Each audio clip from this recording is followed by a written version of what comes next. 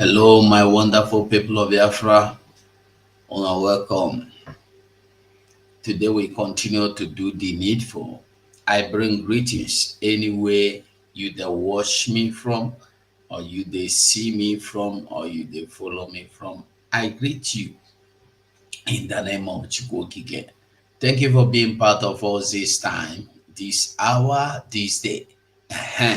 It dey happen, it dey play, it dey show. Na im be where we dey, and na im be wetin every one of us must understand. In a time like this, if you say e no concern you, if you say e no concern you, nobody go tell you. You go use your mouth wey you take say, wey you take open talk say e no concern you. You go still come open that mouth beg say e concern me o. We dey for a place wey be say you cannot talk, you cannot do anything. Sete now as we dey here, somebody call himself a government official go come out tell you say if you come out to contest, we go fair you. And I am still wondering, or I still dey wonder, those people where they play, they believe, they hope they are coming to take over their Nigeria. I don't know the Nigeria wey una wan take over, but the truth be say that Nigeria wey you wan take no be your own. And the earlier you get this correct into your head that this Nigeria is not your own, the better for you. Truth, it go better for you the earlier you begin to understand that this Nigeria is not your own at all at all. It's not your own. But I am still wondering why some people could just sit down. They fight for something that is not their own with everything in them, even to the point of making sacrifices, sacrificing their loved ones just for this thing that is not your own, that does not belong to you. I don't know. It baffle me how our people they behave. Today we go into so many things. This program, I don't know if we do am reach 3 hours because I know if you do programs is all this why so many things they. I greet everybody as you they join me. I greet you in the name of Chukwokika Biama. Thank you for being part of this program and thank you for coming. As you just the enter, try and like the program, try and like the video.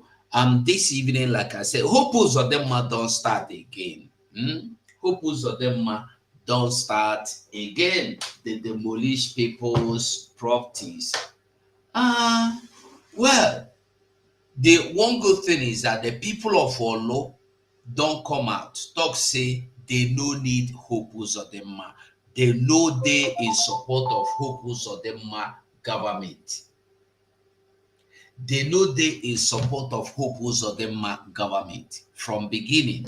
So it's not that because it's just this. So income they destroy schools. Now the same thing where Peter Mba they do from Enugu, Indon they do for Olo. And then we go, there's so many news we go talk about. We can talk say the person where they know like he come out for election, they go fail am. He say if you know like and go hug transformer. That one go tell you why in the fight Fubra. Because we can believe say na him get power, na him want control, na him be one be kaba, na him want be funane now. But he go see what thing go happen to him very soon. Biafra is coming. Biafra will end all of them. That is why they don't want make Biafra come. We go further. If you remember some time ago, our prime minister, I think about a year or two ago, our prime minister told us about the Enugu youth leader or village community leader that was abducted by Dave Omahe. The man come back and they talk something. We could listen to that one and so many things. Today's Monday sit at home. They told you they have killed Monday. They have killed the sit at home. They have killed Monday. They have killed the sit at home. They have stopped Monday. They have stopped sit at, but still every Monday every Biafran went will go inside their house, sit down, and they enjoy their own self-giving holidays. Yes, it's self-giving holidays because if you know save yourself, I beg if you they hear noise, if you they hear some noise, you let me know, okay? Just let me know in the comment section if you they hear any noise because I put fan for table here. So if it they disturb you, let me know. Mhm. So, like I said, the self public holidays or self holidays, self weekly self holiday, the rest often salad day, salad day, it is working and it is working perfectly. Nobody can stop it because this is the will of the people. Thank you, Friday. Thank you so much. I am. We continue. Okay, ndewonu, Sapi, ndewonu. So I can say Maza Parawa. I don't know whether you they come in or you they go out. Anyway, are they here? They wait. Um. So many things happen, and then we see the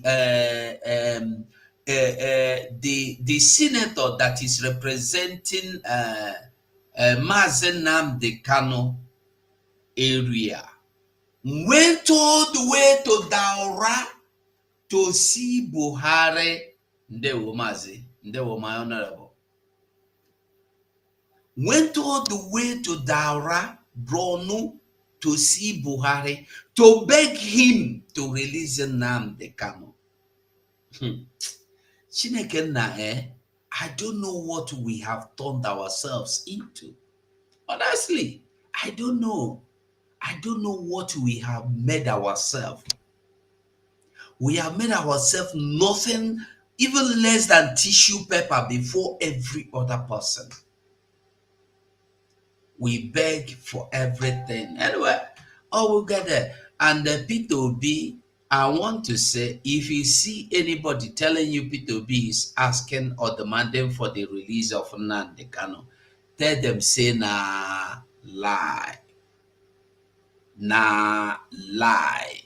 We go see some things, hear some things, see some things, hear some things. It go good if we start with waiting Nigerian soldiers they go through. Hmm? It go good if we start with that one, make we see them, make we see their cry. Because okay, make we watch waiting hope Uzodimma they do for Imo. Hmm?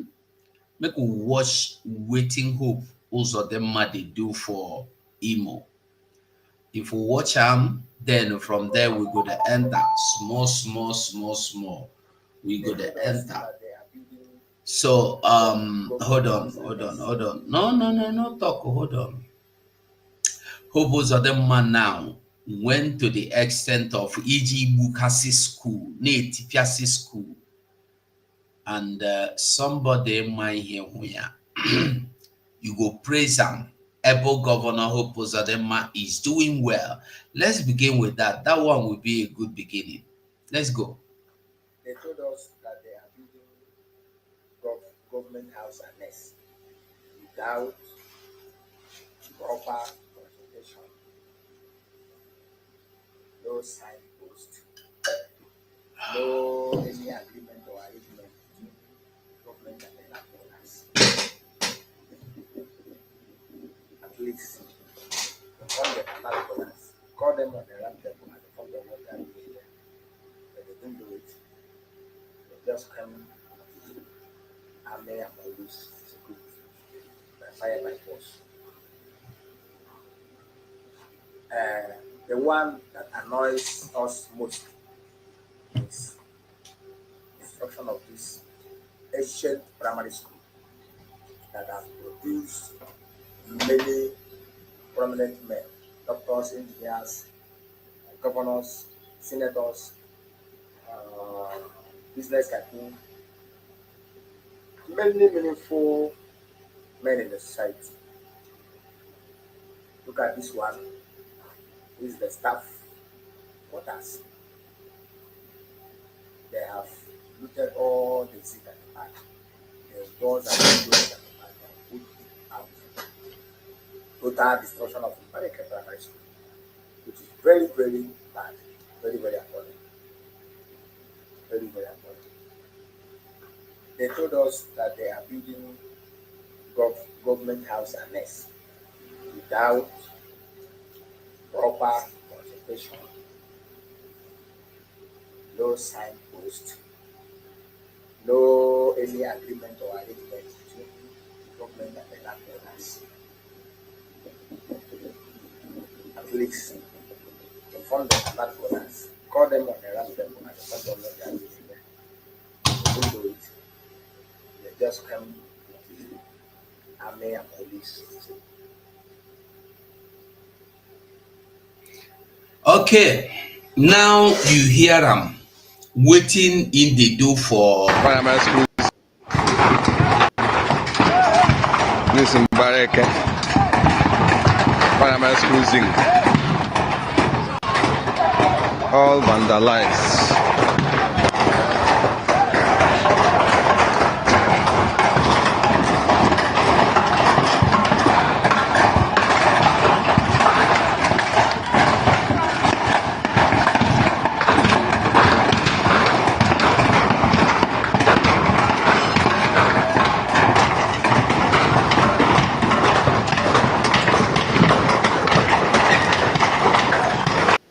now. This thing where you dey see so na primary school, and from the source, the narrator, the primary school don reach maybe 80 or 100 years or more. So wetin the community dey do na just to patch the school, dey paint, dey patch make e no fall. Now Hope Uzodimma, others dey build schools, others dey build school, and this is the only primary school in that community. Hope Uzodimma go destroy the community school. Hope Uzodimma go destroy the community school. He say he wan build state house for Olo. He wan build state house for Olo. Then before you destroy this primary school, anything school, you no suppose take am joke. They destroy people houses, destroy market, destroy everything. Now they don't enter to school. Wetin they tell you? Wetin you believe say be the message wey Hope Uzodimma dey pass? Hope Uzodimma want to build government house for Olo. If you go Olo,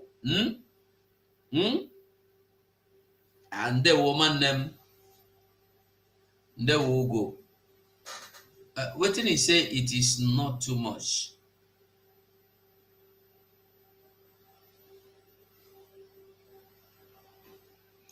So, okay. Now, Hope Uzodimma for Olo, if you know Olo, because me, I'm from Olo, if you go Olo, between Banana Junction to Njaba, land full. Between Njaba to Were, land Boku. The whole mama, if you follow the men Olo, they go. I'm if they go, the same thing. Now, I want to know, why is it where people are living, where people are earning their living from? As you can see, you go see, say they plant corn there. The corn now, all of them go. Look at the amount of laborers where wetin be name Uzodimma Hope Uzodimma deployed to that area. Una dey see am. When we dey talk, people no dey understand wetin we dey talk. People no dey understand wetin we dey talk. And this is why everybody, I am begging and calling everybody.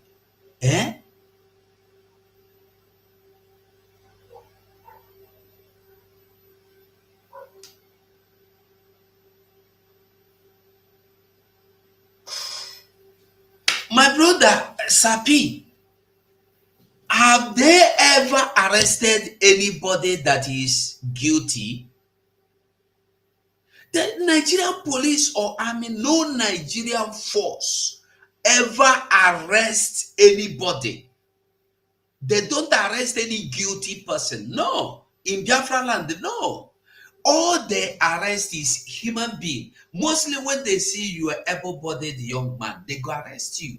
That for the fact that you are a Biafran, the fact that you are well, they look at you, you are able.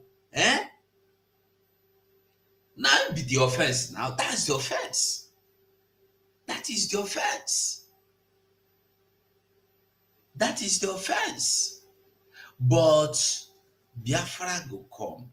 All these opens of them go run. In go run. I'm telling you, in go, all of them go run. Make them hold Nnamdi Kanu. Make them hold him. Make them no let him go. Make them hold him. The thing will go make them run, leave Nnamdi Kanu run. That thing go make them, they go see him, they go run. I'm telling you, that thing go happen. I want you to see this. You know, big here. I go put them where it big. I want to put them where it big. So you go fit see work.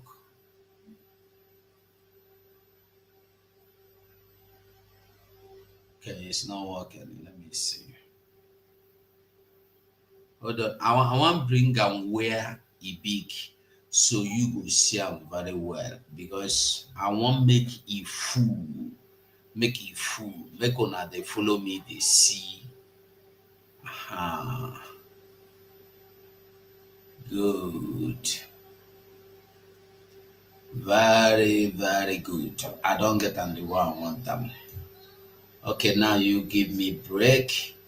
Now, where this thing they make I bring a come. Now make you they understand where would they go, because where would they go now? Where everybody they understand and they see who know see them now, who they pretend they say you know see them. But whether would they go somewhere, where would they go? They're very clear. Now I want you to understand P2B. I want you to understand. Shima, busy. Close the door for me. Thank you. Welcome. I want make una understand wetin P2B do and the wetin P2B they do. The soldiers wey whole house don't come back. They come they shout everywhere now. Okay. So, like I said, I want make you understand wetin dey happen. Now, look here. On the screen, it says Nigerian Army.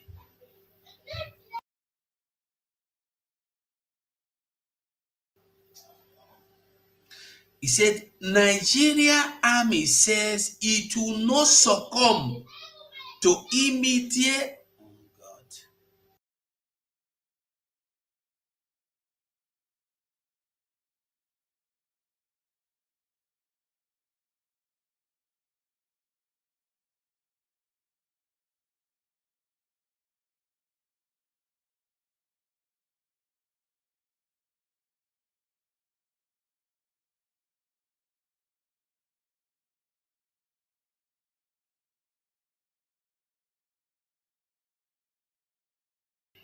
Now, no verse now this children. Once they enter house, fire everywhere.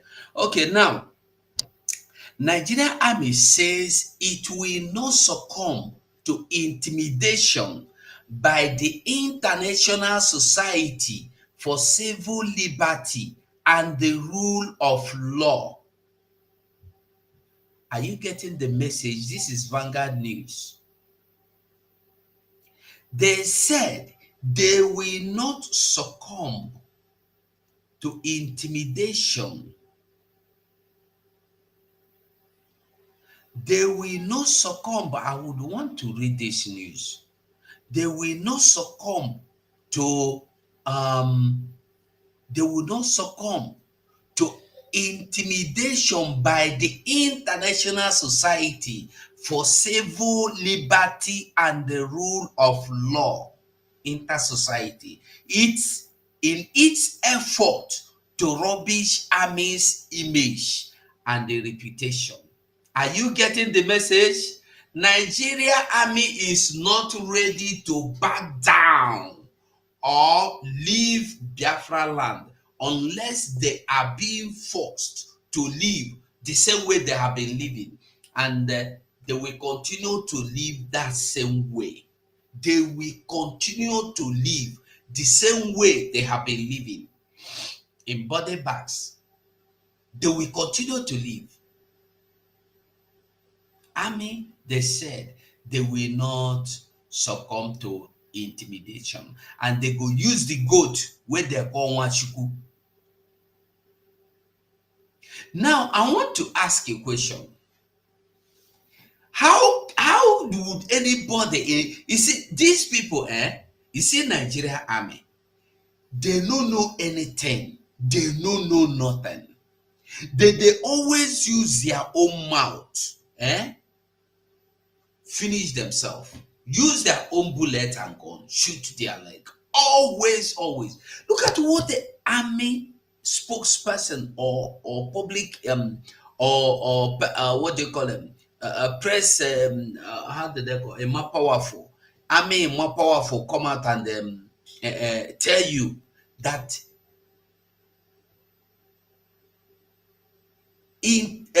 International Society for Civil Liberty and Rule of Law is intimidating them because they told them that they are modern Christians.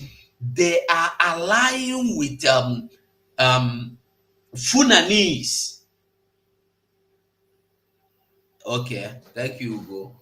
They follow Funanis. They do the job where they do in the north. They fight against Christians. They go Kwama, go level community. They do so many things. They say na intimidation. Don't worry. That thing wey go happen to them, it go happen to them. They go run, sete, they no go see road run. I tell you, they go run. Na grave they run, and they go continue to run into the grave. They go continue, they run into grave. Army, Nigeria Army, we no get anything. They no know nothing. See this one, listen. Hello, good morning everyone. I want to use this media to inform the House, people in assembly platform, to really tell you that where we are being posted, no good ventilation, no toilet, no good water, and where we are living since rain started, we have been mobbing. Anytime rain falls, we doesn't have rest. We will mob until the rain stop. Even when the rain stop, we'll still be mobbing. Where to stay, we don't have. Even the place to our own area where we live, this is the abandoned upstairs. No roof, and as soon as the rain is falling, nothing, your water will be dripping down straight to the distance. And this is the opportunity to dress, and this is my name, you are Emmanuel. I want you to know that they had me, Super Boniface Zebedee. At the time you call him, he will be insulting you. The moment you just talk to him, he will seize your allowance. He will say the apostle there, anything you like, you want to spoil Asco beat, this is the beat Asco, the estate, swampy area, abandoned upstairs where they kept us. You will see now. I'm coming down from his step. water everywhere. Look at water, swamp. This is what we follow to our house. Look at it. This is police, mobile police. Now where they live be this. And even the house where they live na abandoned building where no be their own, na personal property they go take over, go they live for there. And then you say when they complain say they no get house, oga go tell them say make they shut up, say that they disgrace police. You can see the environment as it be. You can see them.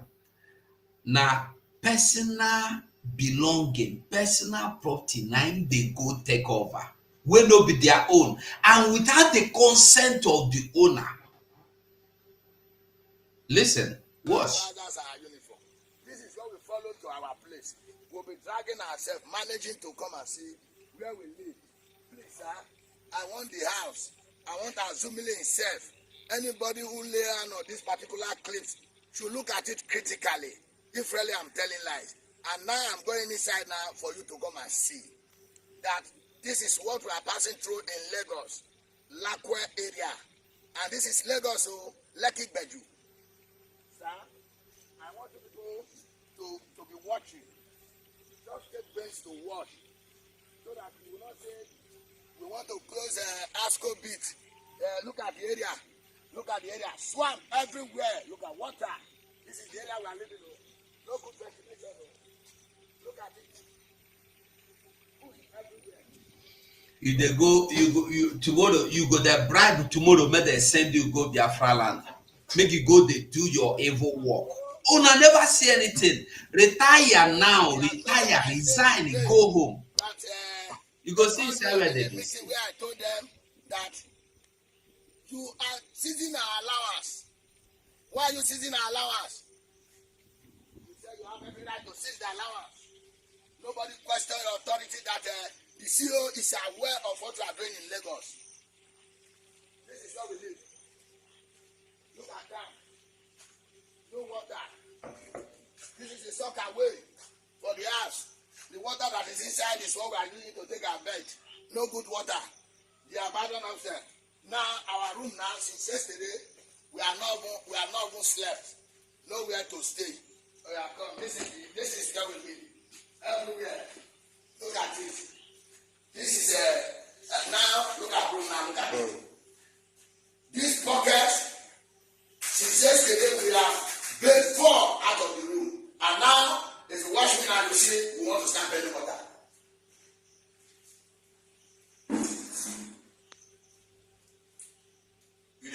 You never see anything. Look at it. I'm very water.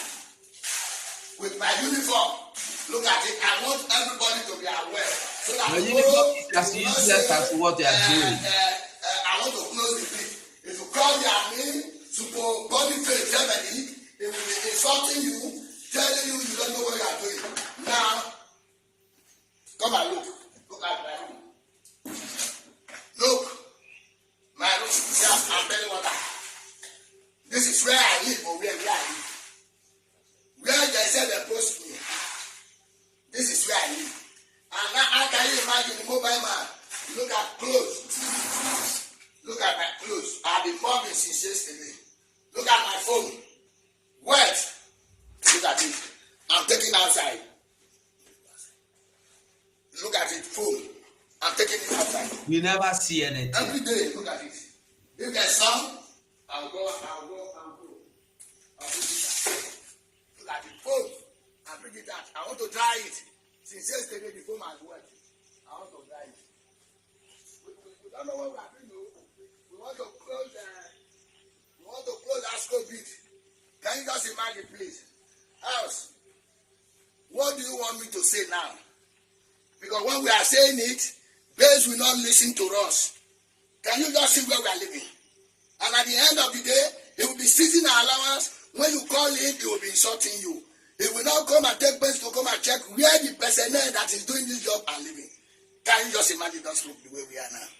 Please, I want you people to use this opportunity I'm using this opportunity to tell the House, to tell Assembly personnel, the office.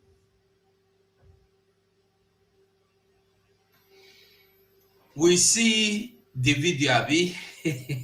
We see as he be, we see as he go. Now make you the understand the thing where people tell you say na their country. Now the thing where human beings say na country. And when you come out now say you want better Nigeria, now this kind fufu, when they come out to say they want better Nigeria, they want answers. Now this kind fufu now it come out, come carry gun, now they cry for the same thing. Where the people they cry make it benefit, making children benefit, he said a lie. Now it they happen to him. Nigeria will never stop happening to people.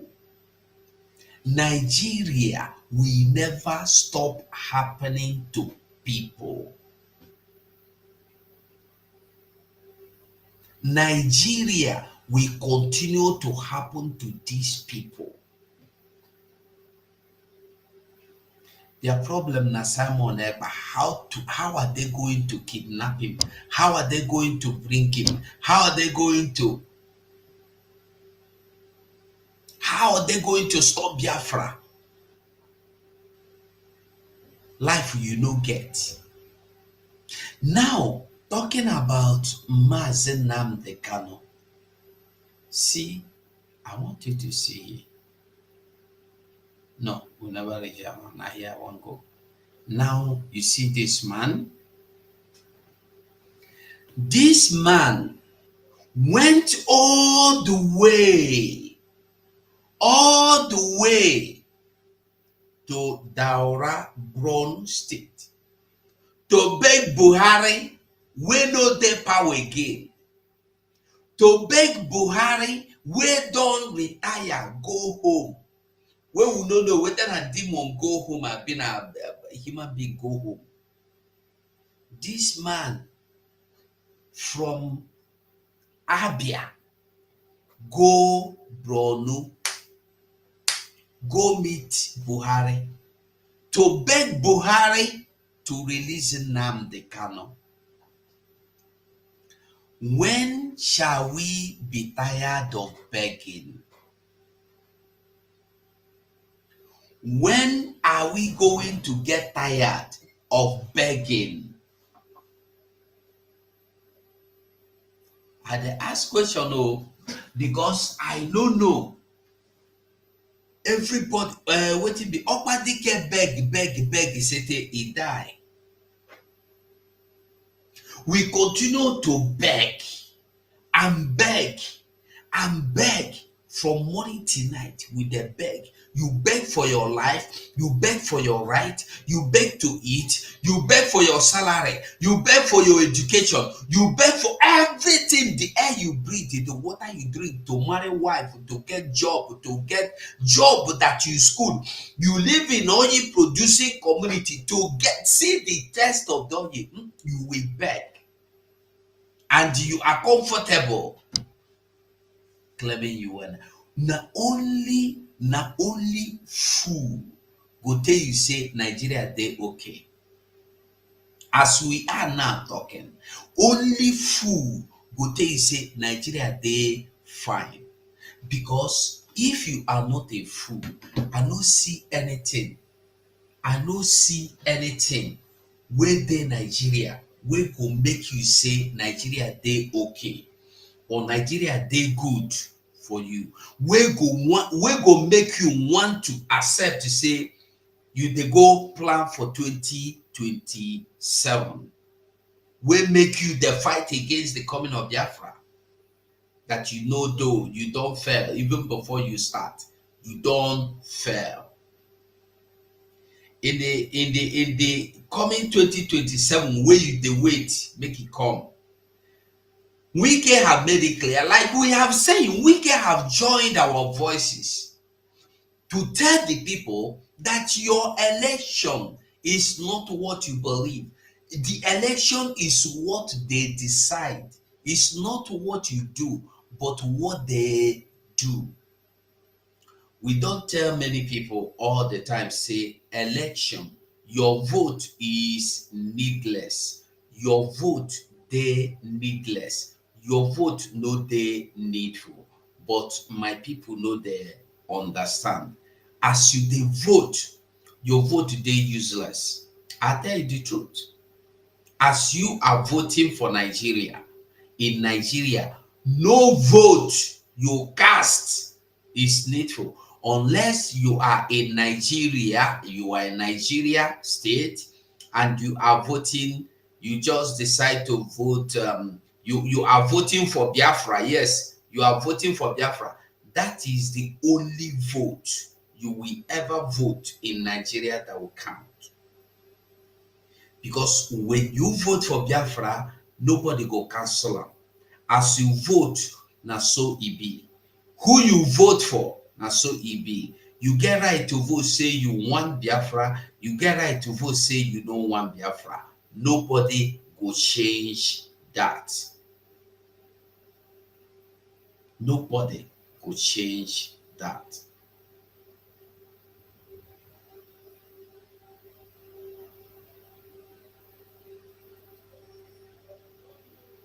Just give me a minute, I'm coming. A moment, I'm coming. I beg, no verse. I want make we understand that waiting they happen now and the waiting we they do now. Now waiting be say na only our hand e dey. If you feel that waiting they happen, you dey okay, no problem, continue. But I want to tell every one of us that Biafra is here. Whether you agree, whether you don't agree, whether you like, whether you don't like, from everything, with everything happening now, Biafra is here. When army go come out to tell you, say, civil right, human right organization, they intimidate them by telling them to release Nnamdi Kanu, by telling them not to go to Biafra land and murder innocent people and abduct innocent people. This is why they block people from telling or broadcasting. The news media do not go to the ground to cover anything. The Nigerian news agencies, they sit in their studio. Army is the one that will tell them what to do. Worse than military regime. And they say they are in democracy, where army runs the affairs of the country, where army organizes what do you call it? Army organizes social media, social media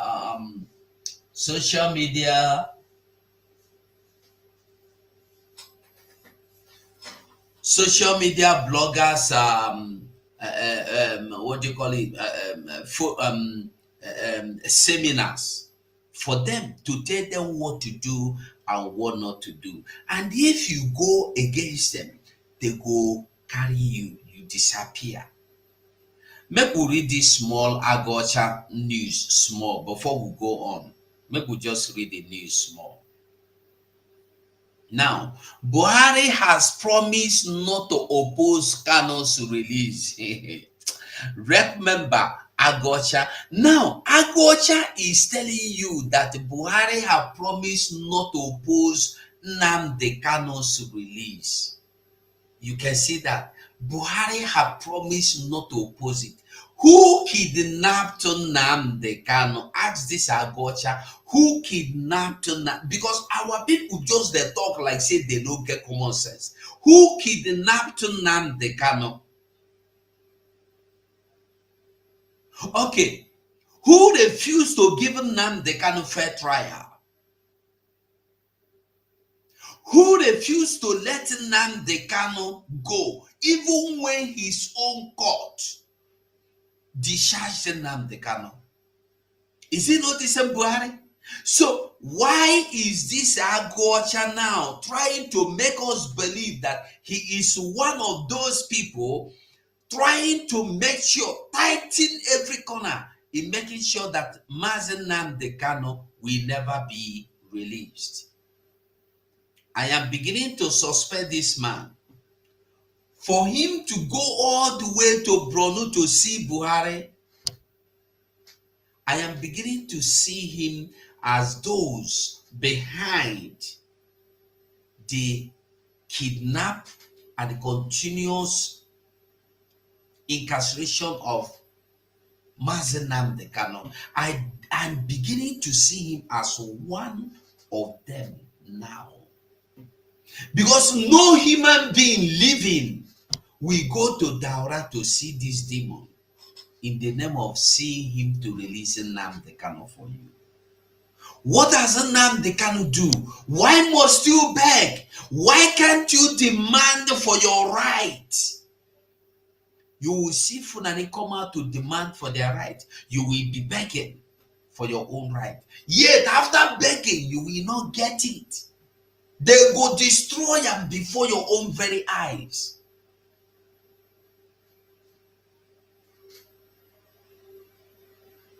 We know how to beg.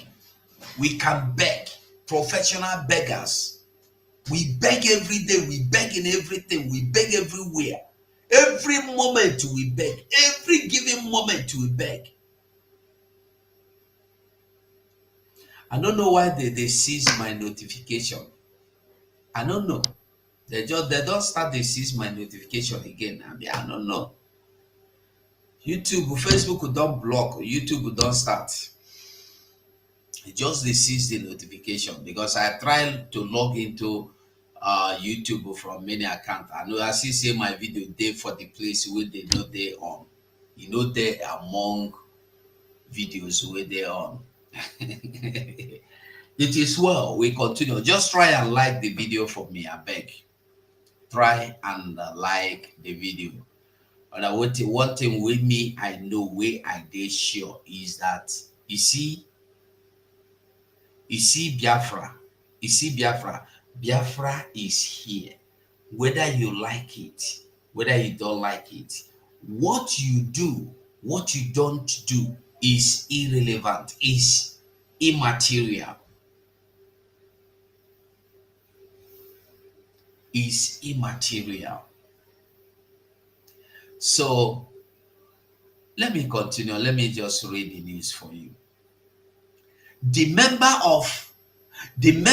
representing the Ikuano Umuahia constituency in the National Assembly, Obi Agocha, has said that the former President Muhammad Buhari has promised not to oppose the release of Nnamdi Kanu through a political resolution. Agocha, who stated this after he visited the former president in Daura, Katsina State, said he was in Buhari's home to seek the former president's intervention and the support for a political resolution of Nnamdi Kanu's continued detention and trial. According to Agocha, he said he used the visit to apologize for any misstep and the utterances of his constituent Nnamdi Kanu and harped on the need to promote understanding and unity.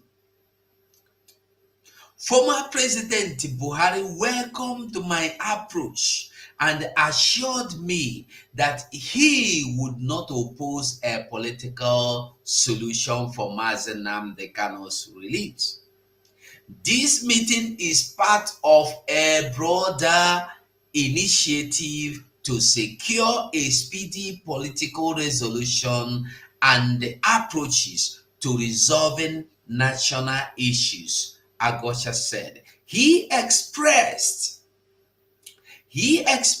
confidence that with the assurance given by the former president and the letter of appeal, he led 50 House of Representative members to write to President Bola Tinubu about Kanu's condition.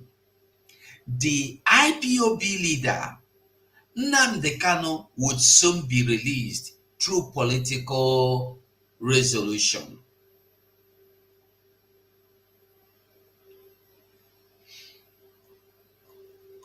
Clear, no? It's very clear, am I right? Who no understand wetin dey play? For you to leave, you go beg Kaduna. For you to die, you go beg Northerners. You go beg this one, you go beg that one, you go do that one, you go do the other one. I want to ask a question. How long shall we continue like this? How do you want to know, or what more do you want to know? What do you want to see to understand that Nigeria is not your own? Why must you beg for Nnamdi Kanu, going all the way to Daura to beg?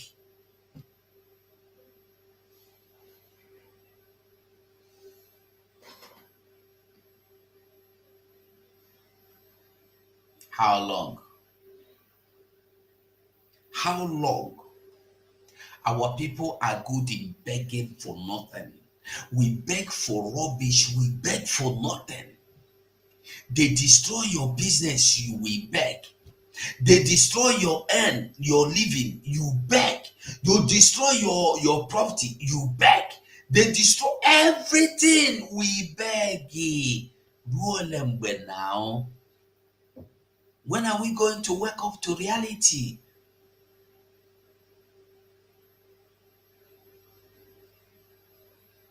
When are we going to wake up to the reality that you are not part of them?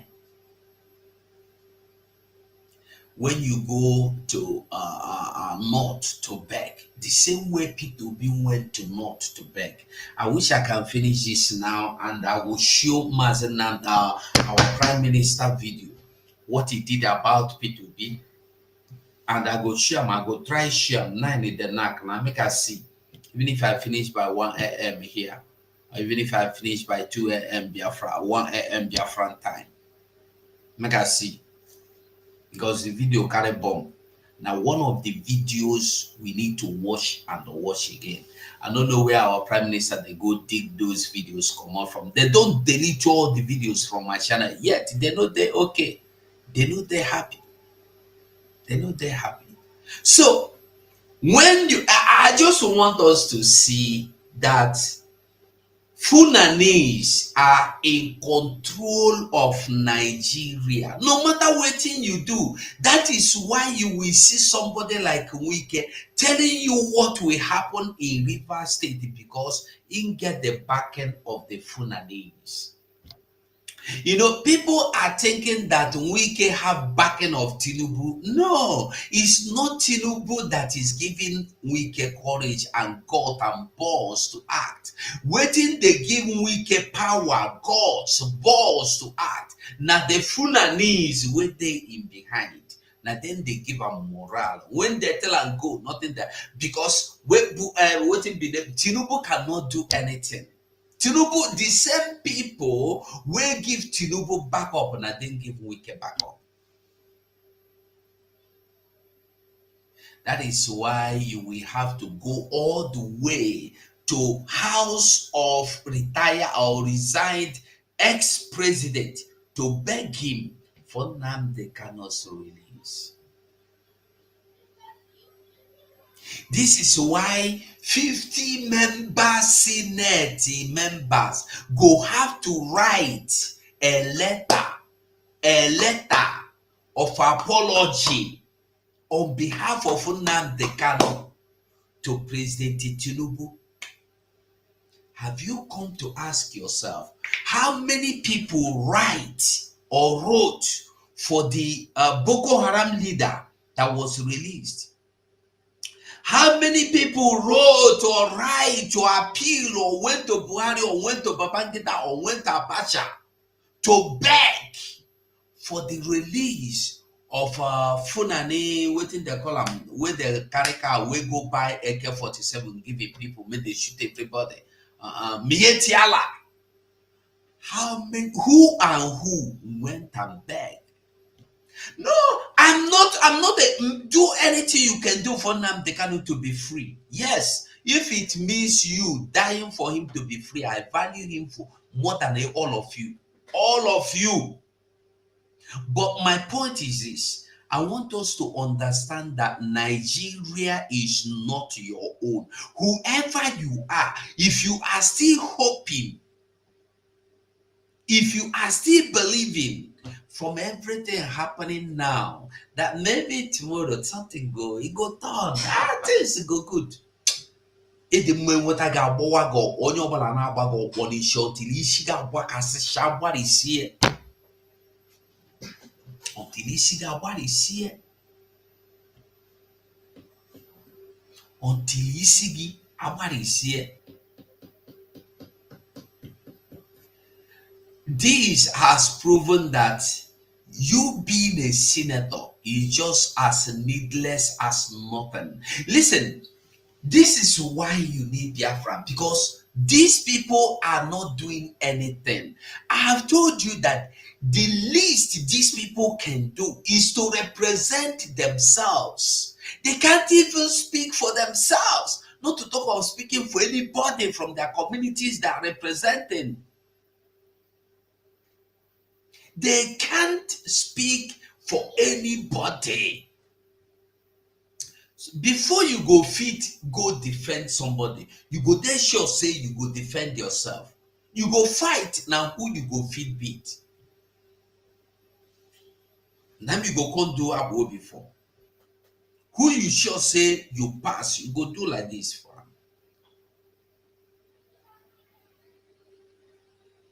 I want make we understand that. You see all the whole senators from Biafra region put together, all of them put together. One useless senator, useless, so I know say one useless, the one that is needless, useless from the north is better than all of them put together. Because when that one speak, quake everywhere. Quake everywhere.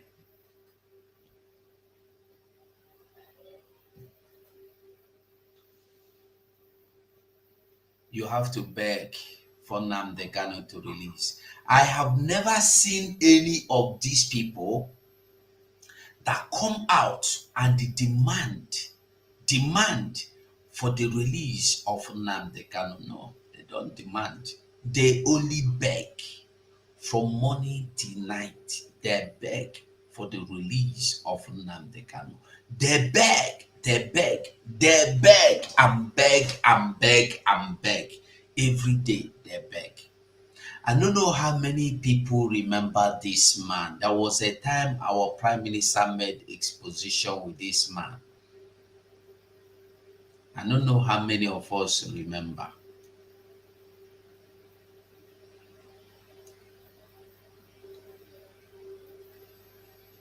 I don't know how many of us remember this man. We go listen to this man. I don't know whether, okay, we go listen to this man.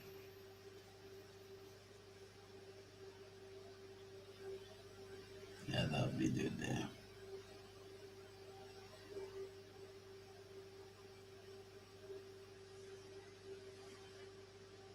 Sorry, a minute, let me get the video. Unbelievable. You should be the video. Okay. Now, this is the man. This is the man. The man, Apiaji Siriopa, the youth leader. Now, make we go back from waiting happen during the time of Dave Umahi. Former Ebonyi lawmaker denies involvement in abduction and the torture of community leader.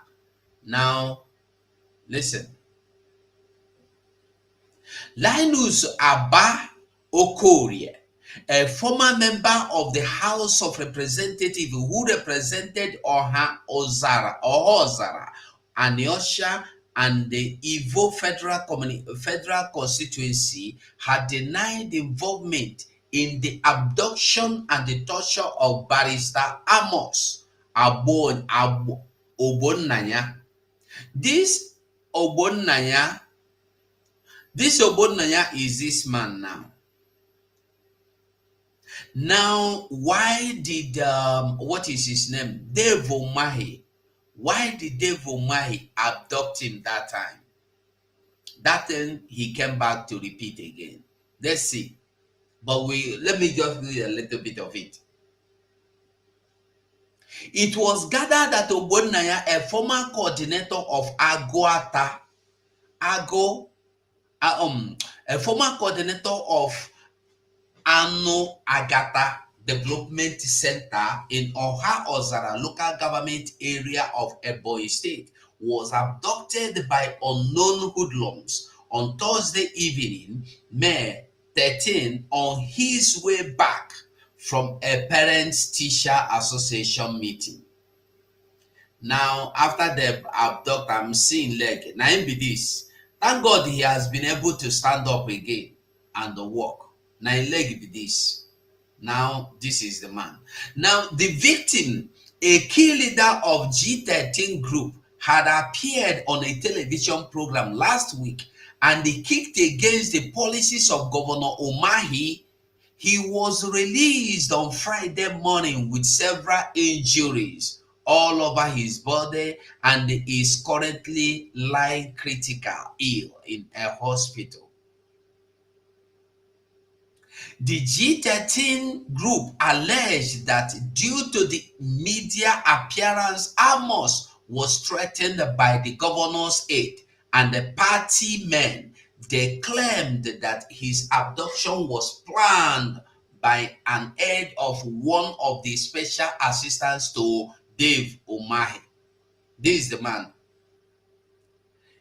In a statement issued on Friday, May 14th, Okorie described the allegation of his involvement as false, concocted, childish, unfounded, unintelligent, imbecilic, and evidently a hollow decor intended to divert the attention of the public and the security agencies from otherwise credible leads pointing strongly in the direction of the APC, its members, and authorities in the state.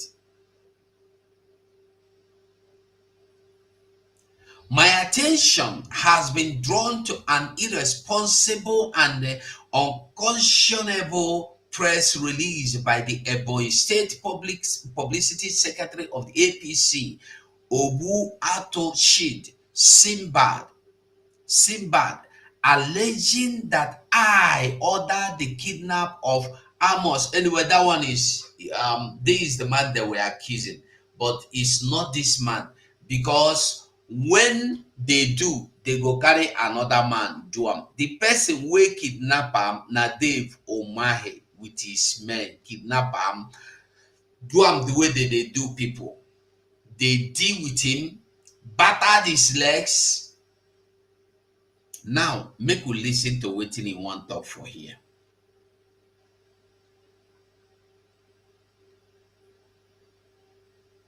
TV, we have been on live transmission of the Rangers Trophy Party at the Michael Opera Square. As you can see, talking currently is the Commissioner for Youth and Sports, Barrister Lloyd. Well, I think we should get this thing straight first of all. Will Nnamdi Kanu finally get his freedom through this route? This is the Eastern Eye. I am Alex Obodo.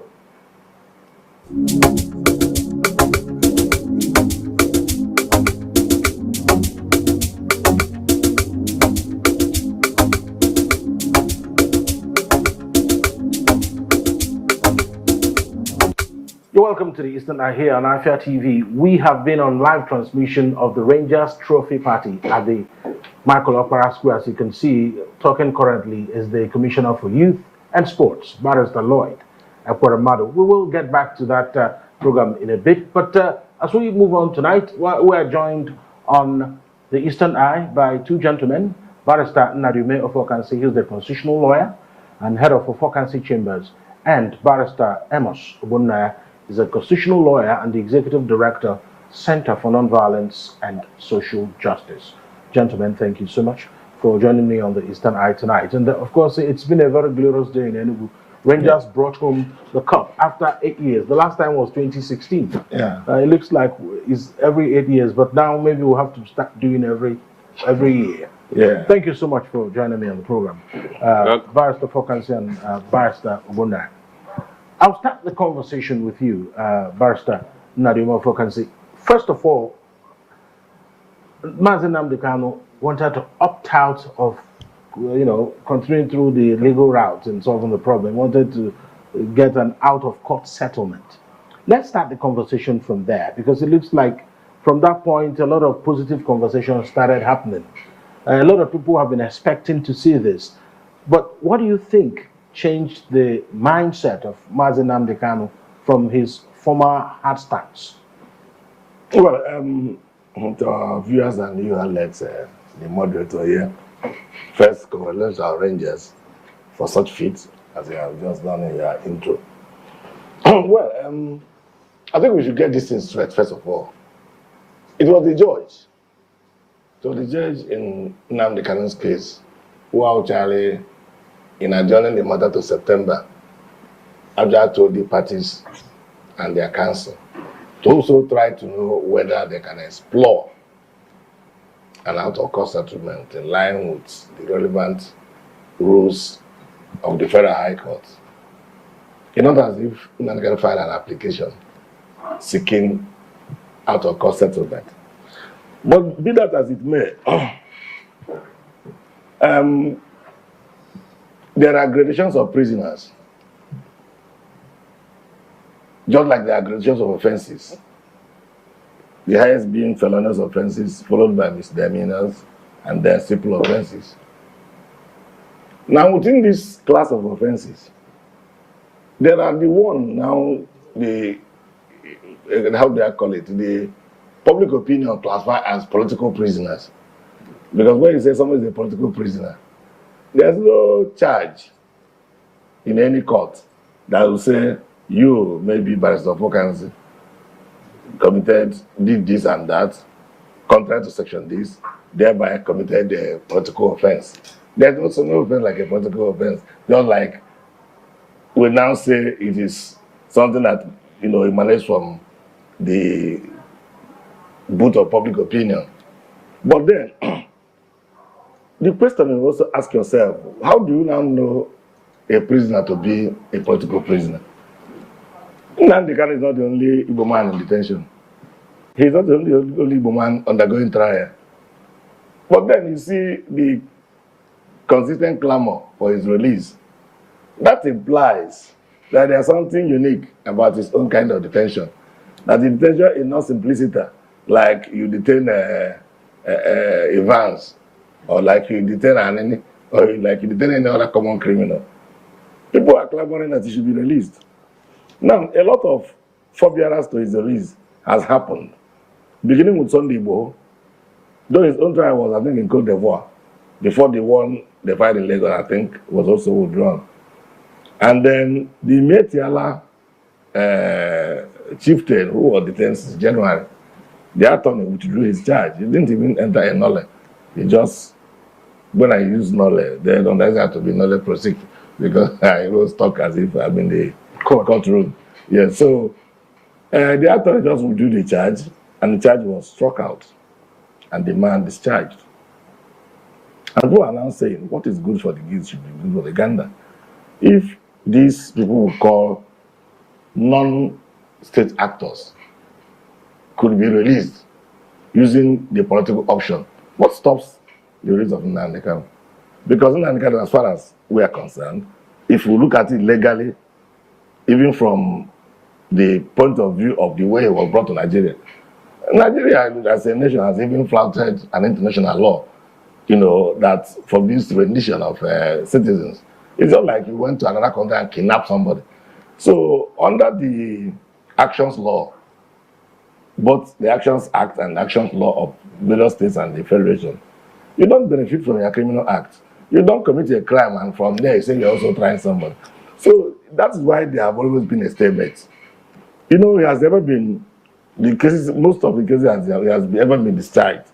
If they discharge him, DSS will now prepare another charge and bring him back to court. So it is not even done. In advanced crimes, you don't do that. If you finish with whatever offense, you see, before you arraign somebody in court, you must have concluded the investigation. It's not if the court discharge him in this one, you now go and find another one and say you still keeping him. That's 1 second you kept him after he has been discharged. He's even flouting his fundamental right to his freedom. So, Nnamdi Kanu's case is unique because he seems to be a political prisoner and carrying the clout and the opinion of a lot of people who believe in his ideology of asking for a referendum. Let us renegotiate Nigeria. Because that is the principal what the young man is asking for. Whatever method he's using to achieve it is a different ballgame altogether. Because if you can say he's treasonable when he has not even carried any gun to shoot anybody or, invaded any state house. Like, I think it was just Agashi then at the Federal High Court. There was a time this group of boys, then it was Masom. I still remember it very vividly. They were going for a rally in Abo State.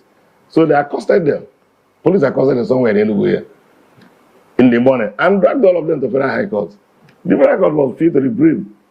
I was there and very many other lawyers, both senior and junior lawyers were there. But at that time, I was discussing with CEO of blessed memory.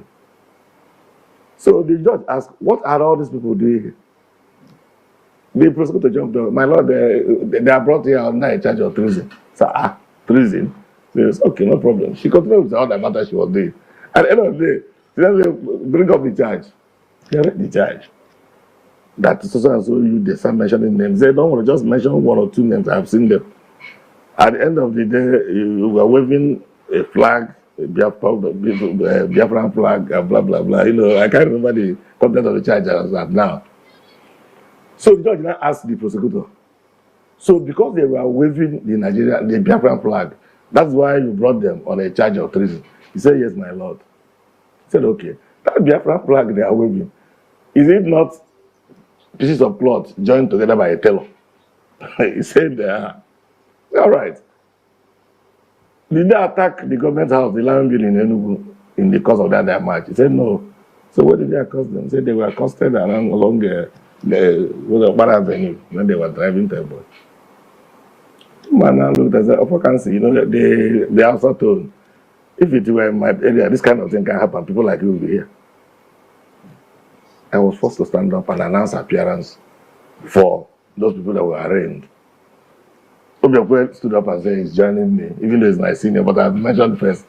So the conference said we are going to be in this matter together. But you see, lawyers were feeding me with a lot of materials. I started attacking the charge. From attacking the charge was struck out and the people were discharged. They wanted to carry me shoulder high. But I just avoided meeting them at the other side of the court.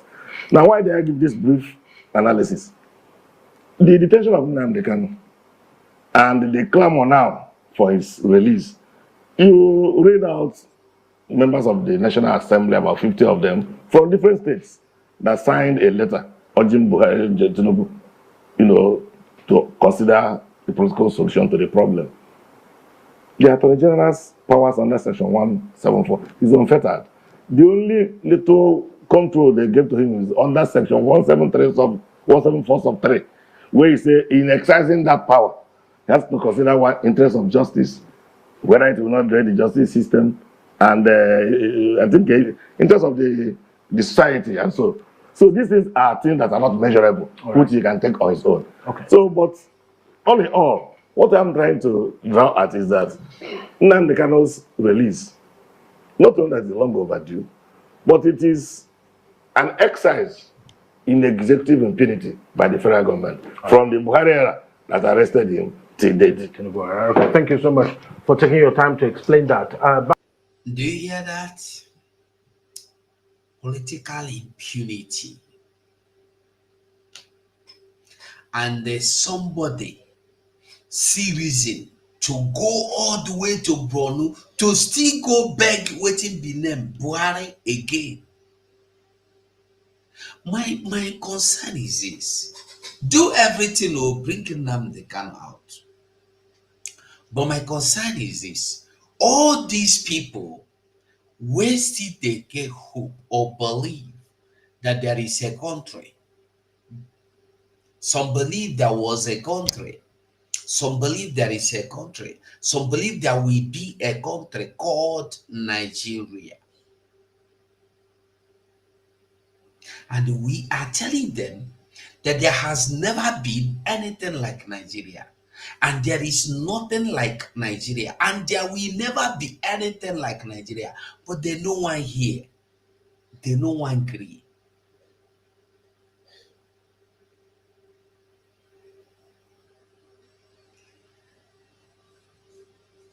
It's a good make things they happen so that we go they see the level of the people where they inside. But my own is this: if you call yourself a human being, you cannot stand up and make the demand now. Make the demand. Let it be that you have made the demand and the demand they failed. When Mbazilike, before he died, before Mbazilike, Mazen Mbazilike died, before he died, he took the step and went to Aso Rock to meet Buhari, even though Buhari refused to agree or to honor whatever he agreed or he promised or he said or he begged for. But he did something. He made a move. But all these people in the name that they are this, they are that, have any of them made any move? That is the question you should be asking. No. The only move you see them make or they will only make is going around to beg people. They go around to beg people. Help us now. I beg. Help us, Nnamdi Kanu. Help us talk. When they release on the Igbo, who did they go and beg? The Yoruba people tell you say they go beg anybody. When they release Miyetti Allah leader, who did they went to? Who did they beg?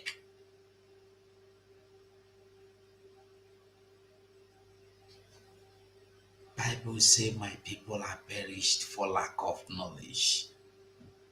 Barrister Amos Obunaya, with about 50 signatures to the letter written to the president, do you think it is time that the president will listen, that the federal government will at this point listen and release Nnamdi Kanu? Do you see that happening? Yes, I see that happening because it is consistent with due process.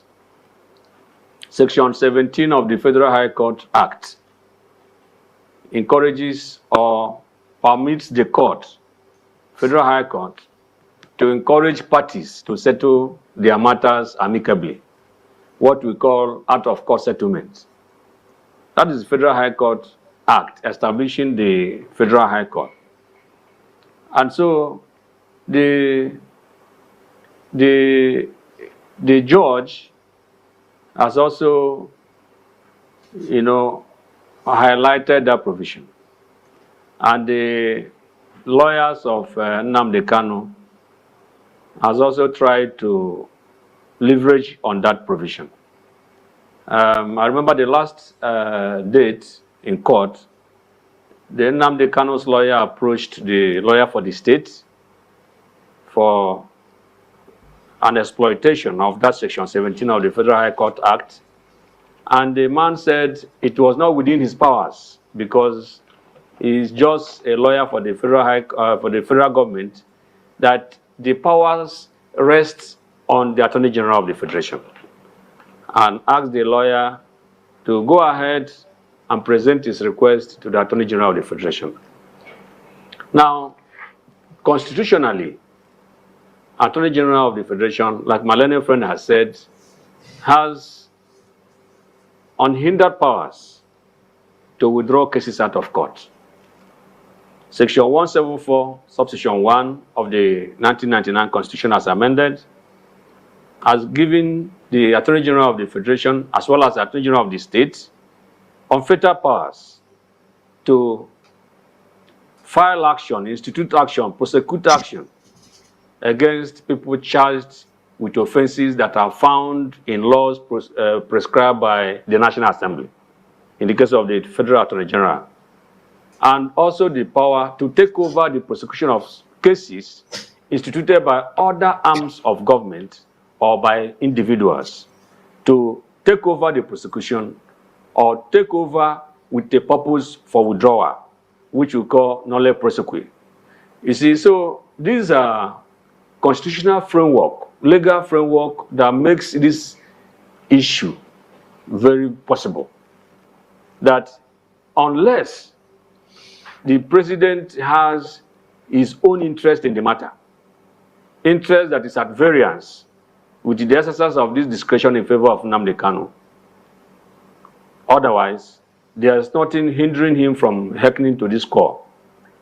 And why it is urgent and important that the president must hearken to this call for an amicable settlement is because the very basis of Nnamdi Kanu's agitation and the very basis of the entire agitations from Igbo nationalities, starting from Masop, is inequality in treatment of federating units in Nigeria. The Igbos feel that the way they are treated in the Nigerian Federation is at variance with the way others are treated. If you look at the former President General Buhari, when he was in power, the yardstick he used for treatment of members of RPOB was radically different from the yardstick he used against killer herdsmen. The killer herdsmen were bombing churches, bombing mosques, attacking soft targets. That is a serious insurrection against the state. But he refrained from proscribing them until he finished his tenure. He refrained consciously from proscribing them or labeling them as a terrorist organization. Political pundits in the northern politicians also refrained. In fact, one of them was able to even boldly state that they were not terrorists, that they were businessmen. Gumi was all over the place asking federal government to negotiate with them or to send him to them to negotiate.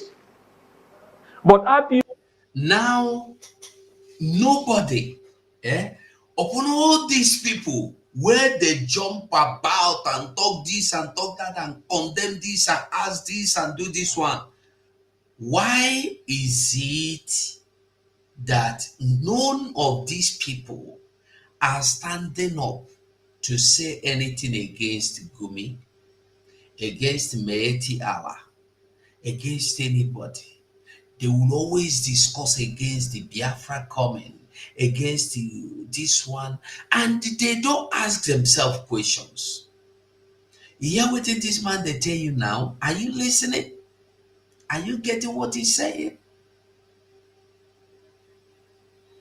But my people are taking pleasure in looking for a way of bringing Simon to kill, bringing Simon to destroy, bringing Nnamdi Kanu to butcher. This is all they are concerned, to make sure Mazi Nnamdi Kanu die. When Nigeria army, their impunity don't get to the level that international world, international eyes, international mouth are calling them to order. They say, waiting you the talk, it no concern us. We must continue to do what we know how to do best. Somebody in the comment section here now said that they came to his community last week. They kidnapped so many people, so many youth for no reason. Because they are Biafrans. And the things will never stop. It is not going to stop. The only time it will stop is if we agree to put an end to it. It will end. We will end it. And that is why the Prime Minister has made this December 2nd the point to end all this menace. What did they do? Now mad people, they call people mad. That is why you see Musa all the time coming to tell you the menace of Simon Ekpa. Simon Ekpa is a menace. Mama. Every time.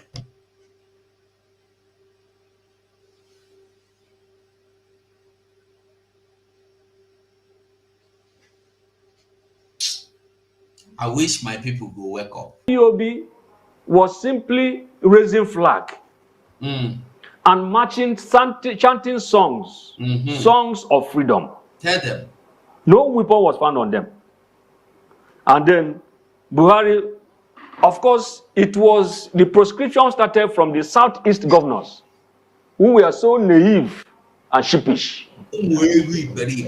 What they know is because IPOB did nothing that could attract a proscription. Nothing. Because what these people were doing, they were only carrying flags demanding, give us freedom. All we are saying, give us freedom. They were being leveled down on daily basis. During the Wazirike time, you know, we don't talk. I know I have friends that went into Masop army. Army, I'm telling you, is army without even stick. They don't get. Just Biafran army, the answer. They were leveled down during the time of Obasanjo. Nobody they talk of all this one now. Obasanjo government. I think that should be who was Imo State governor. Then I think the one that say he's Onwa Imo. And Onwa, is it Onwa Imo? I've forgotten from Olo Amifeke. I've forgotten his name. And then I think Ojo Zokalo too. Yeah, I think Ojo Zokalo of Abia. And then we have the one of Imo. I don't know why I've forgotten his name. From Imo State, I know his house. I know him. From Imo or Amifeke there. Amifeke, close to where the Banana Junction there. I know him first. I know him physically. I know him. They murdered our people in numbers. During the time of Wazirike, nobody remembers them. Are we talking of the ones Peter Obi did? We know they talk about those ones.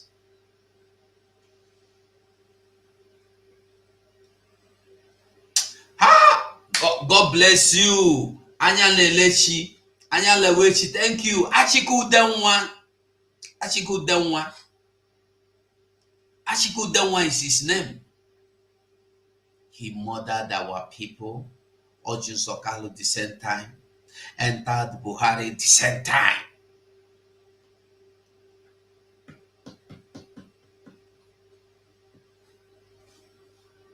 Same thing. They continued.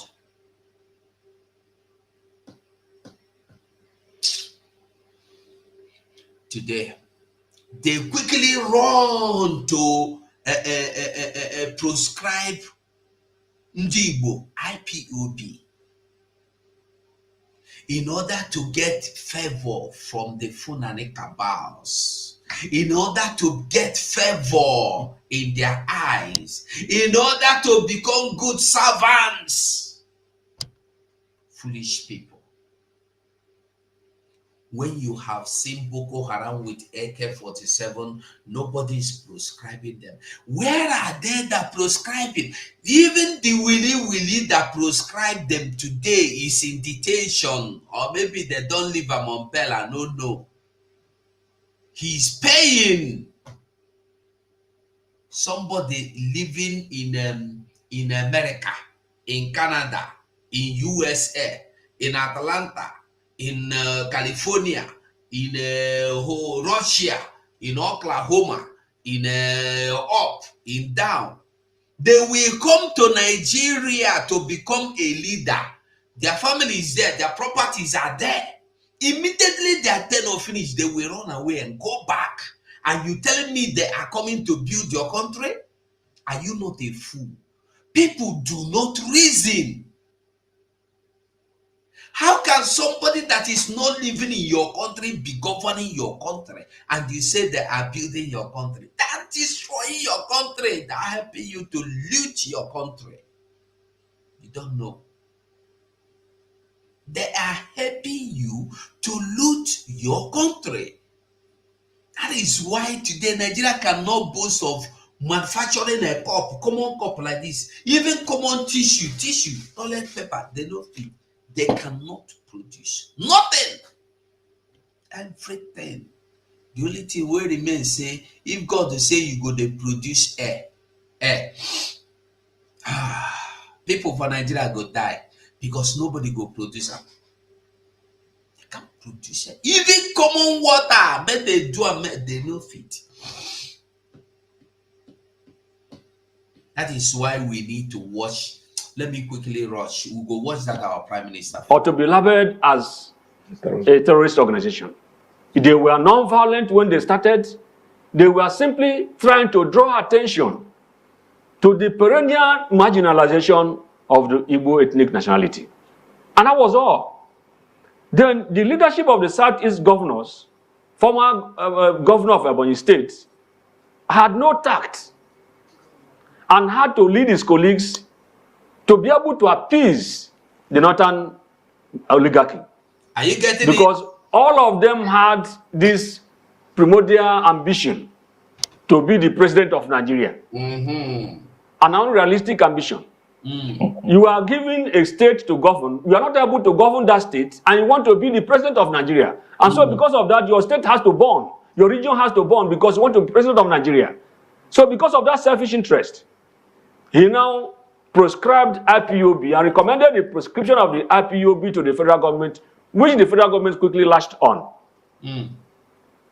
And it is said that when you drive people away from the street where debate is free, you now drive them into the cellars where rebellion is born.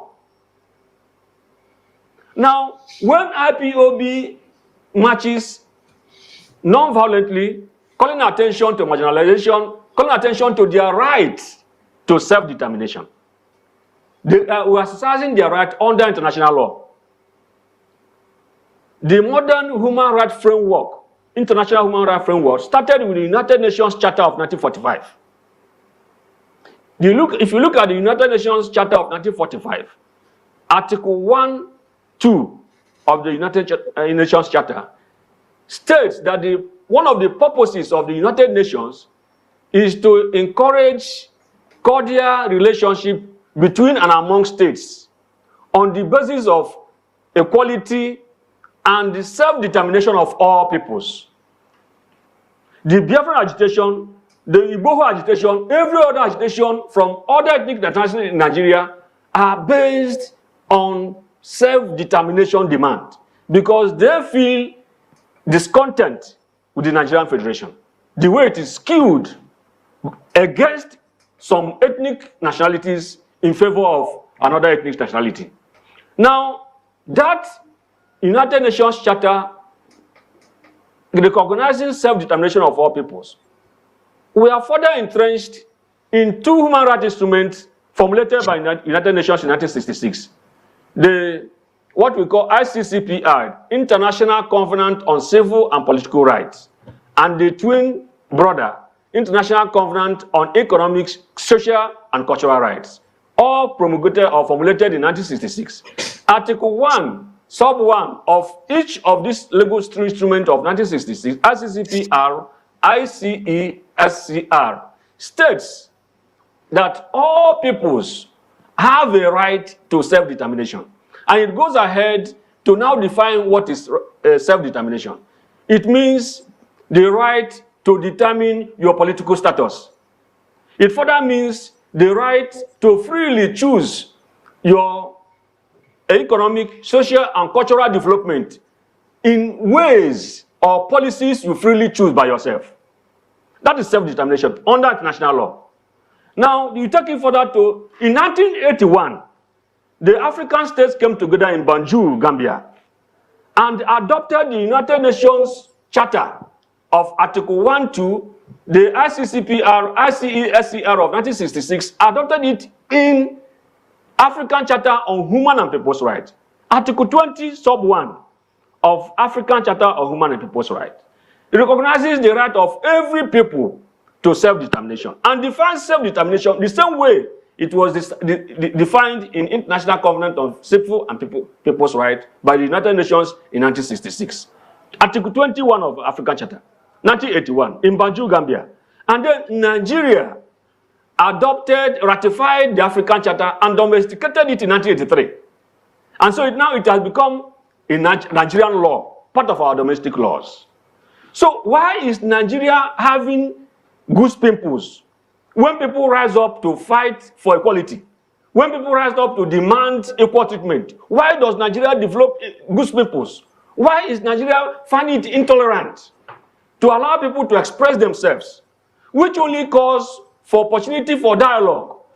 When an ethnic nationality stands up and says, we are not being treated fairly in this federation, it calls for dialogue. Nigeria should be responsible enough to be able to call them to and find out exactly what is the problem so as to adjust. Because there has never been a time ethnic nationalities in Nigeria met together and said, we want to form a nation. Nigeria was foisted on every one of us by the British colonial authority. And then they created 3 regions, North, East, and West. Now, in 1963, Nigeria, there was a plebiscite that created the 4th region, which is the Midwest. When did Nigeria meet to decide that we are going to be 4 regions? And when did Nigeria meet to decide that we are no more 4 regions, we are now 6 geographical regions? So these are you getting it?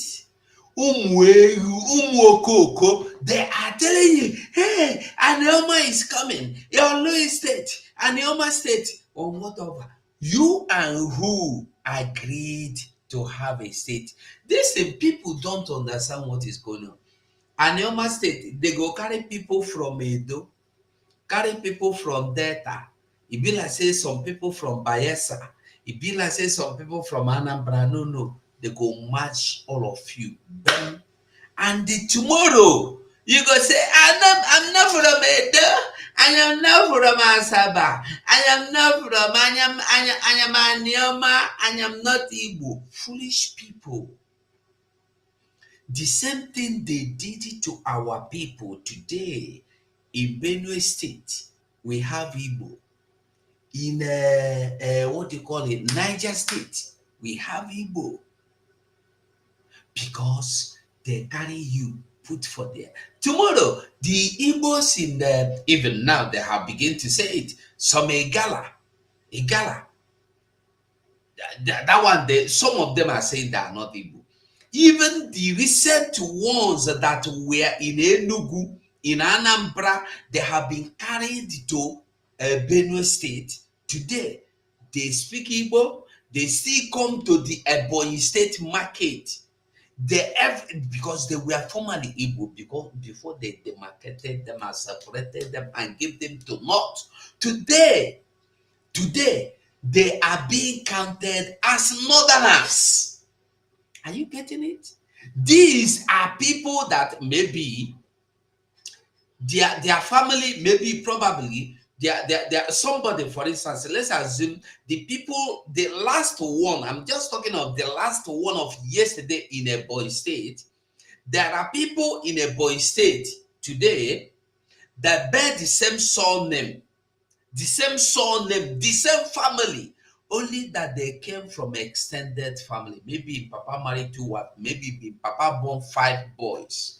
The 5 boys, one go the other side, they go build, you know, as it be now due to the no get land. The other one go the other side, they go build the house. This one go 2, for instance, 2 of them come build the house this side.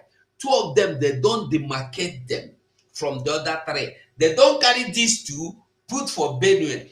Those 2 now that they have been added to Benue State are now being counted as Northerners. Are you getting the message? They are now northerners because they come to Benue to be northerner. They come Benue State as north. So they are now being counted. So tomorrow you cannot say, my brother go Nona Benue. No, because you cannot be a southerner while your brother is a northerner. It's not possible. So this their idea and the info where they inject into our brain, where they turn our mentality upside down, we don't understand them.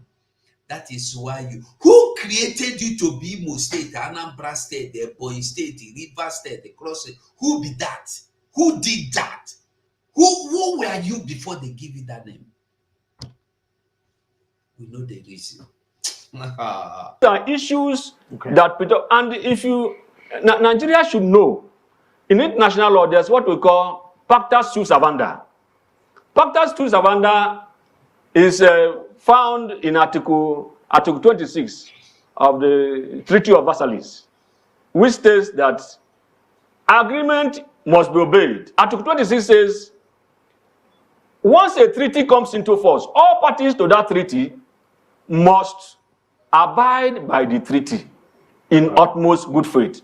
Article 18 of the same Treaty of Versailles, it says that no nation who is a party to a treaty should take any step, be it administrative or legislative step, to scuttle or to thwart or to suffocate the intent and purpose of that treaty.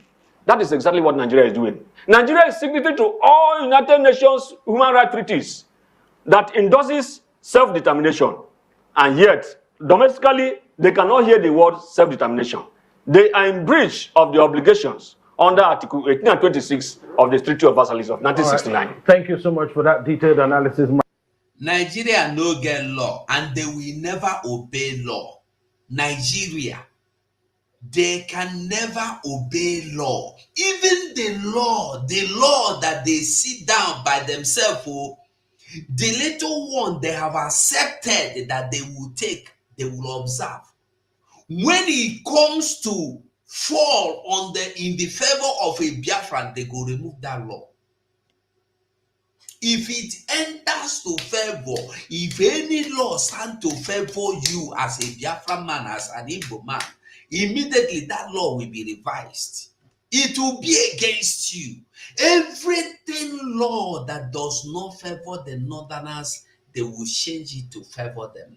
That is why I'm telling people that Nigeria is a personal property. Nigeria has been a personal property, and Nigeria remains a personal property. Do what you want to do. Say what you want to say. You cannot change anything. You cannot change any situation. Rather, you go worsen your state, your own personal state. Now you go worsen. Look at what the Nigerian military are telling you, that they can never be intimidated by the civil liberty and rule of law society, telling them you are murdering people. You are killing innocent people. You are not fighting against the insurgents. You are not fighting against the terrorists. They say Nigeria Army say you are intimidating us for telling us we should go and fight Boko Haram. You are being intimidated because you have been told to go and fight the insurgency in your country. Now, look at his face. He said your name is Unwachu. My guests are loaded tonight, but we'll have to take a quick break here on the Eastern Eye when we return. As you can get, and possibly Alex Otti are angling for the release of Nnamdi Kanu. There are other governors in the Southeast who are also working against the release. If you listen to Isi Guzoro of Secretary of Ohaneze, he has said it and made it about even when my friend was speaking. That's a factional person, but let's continue. Okay, no, when I'm factional, but I know it's what he talked about the release of Nnamdi Kanu. He said that some Southeast governors are trying to working hand in gloves with those people who said Nnamdi Kanu should not be released. And that if they continue, that we will name names. We don't need to go far because even when David Umahi, like my little friend said, when he's on power, he actually moved for the prosecution of IPOB first, even before the government killed him from there. But then, these things did not start today. Jealousy of state actors against non-state actors is as old as the Bible itself. If you can remember when Herod was told that a king that shall govern Israel will be born, he sent his foot soldiers. They went search for the king, they couldn't get him. He was lamenting because he is afraid of losing his position. Then the wise men now came. They visited him just to pay a courtesy visit, as we could do now. I said they are going to look at, because they saw the star in the east, and they have come to just worship him. He said, no problem, when you have just gone, come back and tell me what you saw. So the people went, saw the king. After seeing Christ, the same voice also saying that. How does his non-release benefit them really? That's where I was going. With everything happening in the southeast. That was where I was going. I said that was why I brought in Herod and Jesus Christ. If eventually Nnamdi Kanu is released, and you, as a governor, you are the same form for you as a governor who doesn't take the interest of your people at heart, you know, Nnamdi will not stop telling you. And nothing stops you inviting Nnamdi to Asia TV here to come and talk to the people of Nigeria, because this is a national television. As when he comes up here and opens his mouth wide, even if you don't cover him with the national television, the social media is there. And he will tell you what this governor is doing, what the governor is doing. And how you get this information, only God knows. And those governors who are not doing well are afraid. There is a book by Jesse Chase called The Guilty is Afraid. I don't know whether I have read that book. If you are guilty of a crime, you will be afraid of the truth, because truth, like an open wound, it is only conscience like an open wound, it's only truth that can heal it. Most of those governors who are working against the release of Nnamdi Kanu are the ones who coerce themselves into office. And they are the ones who are not doing what the people should benefit from. They are not carrying out any people-oriented program. And they know Nnamdi condemns such things. And they know that once he's released, if there are people who are in first tenure, their second tenure is in jeopardy. If there are people who are in second tenure, their continued stay in that office is also going to be tumultuous. So that is where I'm going. So the governors cannot, the mass release will add a lot. Now, as to the benefit we might get from the release of Nnamdi Kanu, you see, insecurity in the southeast has been on the increase just of recent. Now, my little village in Olo here in Ezeago, I don't go there. Before, if I don't travel to the village in weekends, I move to the end at 6-7. I get back to my little blog village, I relax. But now, if I'm going home, I'll move from 12 noon so that I see you, you see me. And I've been kidnapping and robbing people on that road almost on weekly basis. Now, there's no... This is Enugu. The same Enugu Peter Mba told you that the problem is Simon Eba, sit at home. Are you listening? The same Enugu that their only problem is sit at home. They are kidnapping people. It's good that they are speaking it. We hear from their mouth. Because when we talk, people don't believe. Now he is on weekly basis, they kidnap people. That four corner Enugu, people are being kidnapped. Bam, bam, bam, every day. And who are there? Funny people. High-profile crime of that nature that will be happening within the Nigerian community, that local content will not be involved. So these are people who are involved. There is a narrative Nnamdi Kanu will give. There are people who work for him up to today, who believe in his ideology. They will fish them out. And if they fish out the local content, the foreign content will get resolved naturally. It will abate. So then again, there's also a danger that he might, there's no challenge he might be, not the danger, but the challenge he might meet. That challenge is coming out and finding those who have been feeding fat on criminality, trying to stop them, and then now rebelling against him. Because it's like my late friend said, that an elected member said that bandits are businessmen.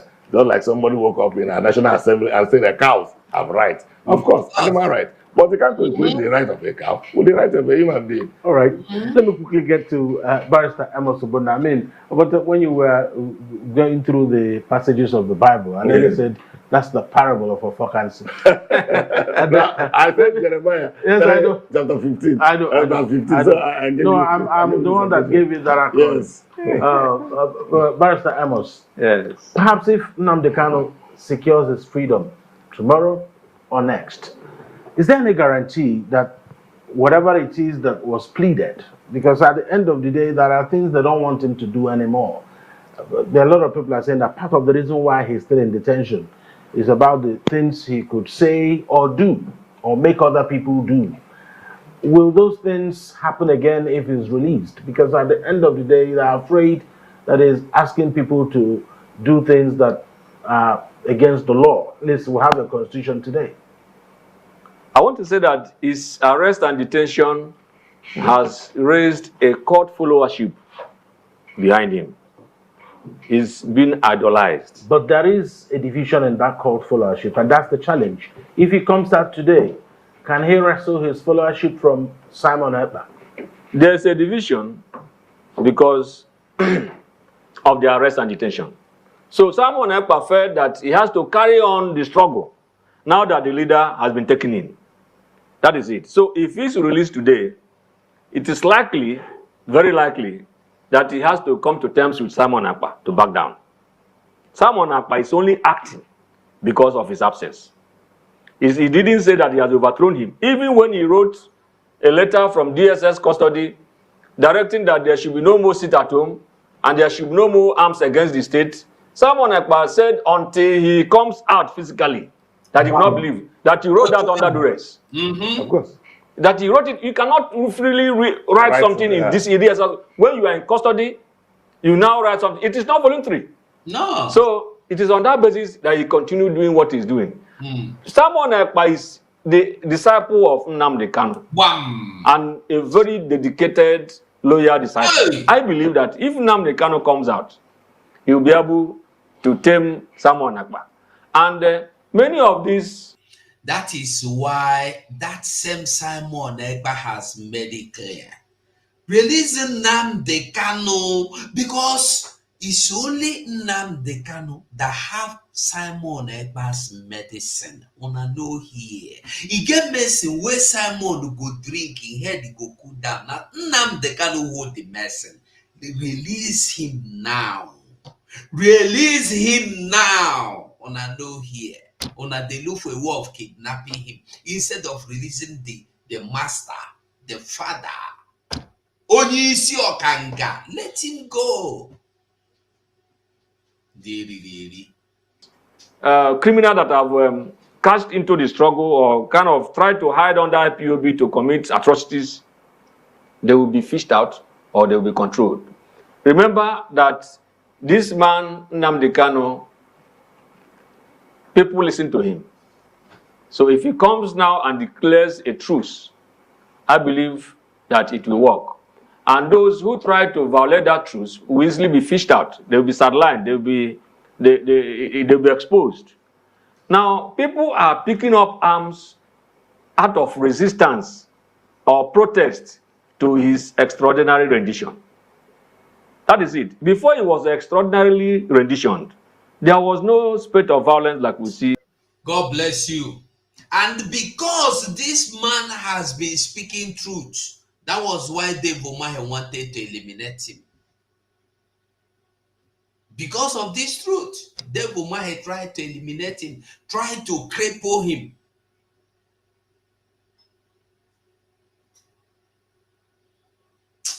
Oh, I beg. After his arrest. So it is a kind of protest against the way the state has treated him.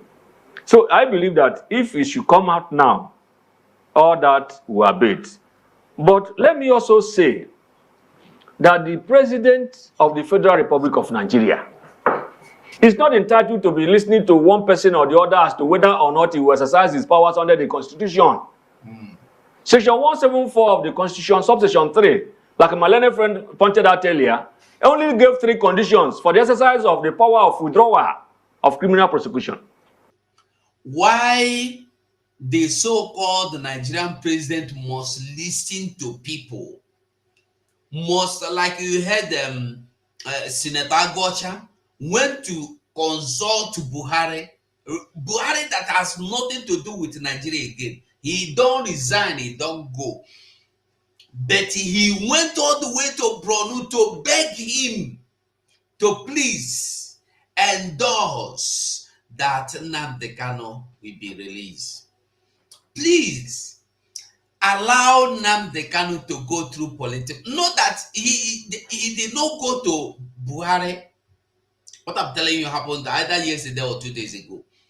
Agwacha went to Bronu to beg retired Buhari to please not to say no or not to say kick against political solution of Mazi Nnamdi Kanu release.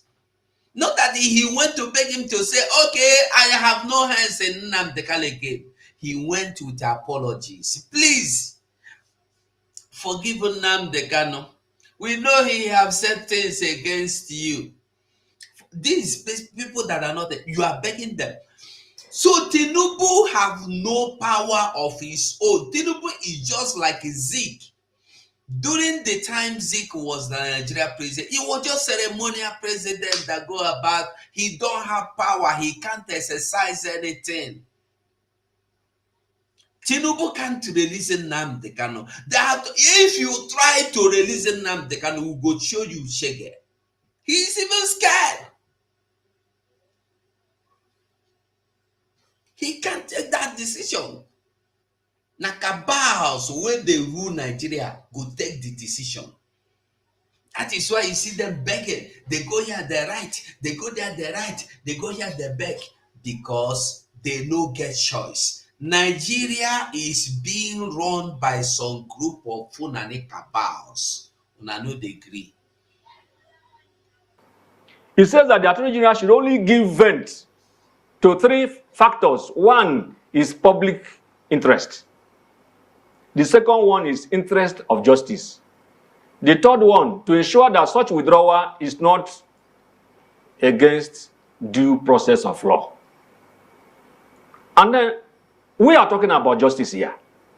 Interest of justice. It is on that basis the president must act, no matter what any of his commissioners thinks, no matter what any Southeast governors think, in the interest of justice. Because if you can release... This my brother don't make mistake again. He said in the interest of justice. There is no justice in Nigeria now. You've forgotten that one. There is nothing like any justice or interest. There is no justice. Is it not the same justice that have set Nnamdi Kanu free, that discharged him, that condemned Nigeria for kidnapping him from Kenya? Is it not that same justice?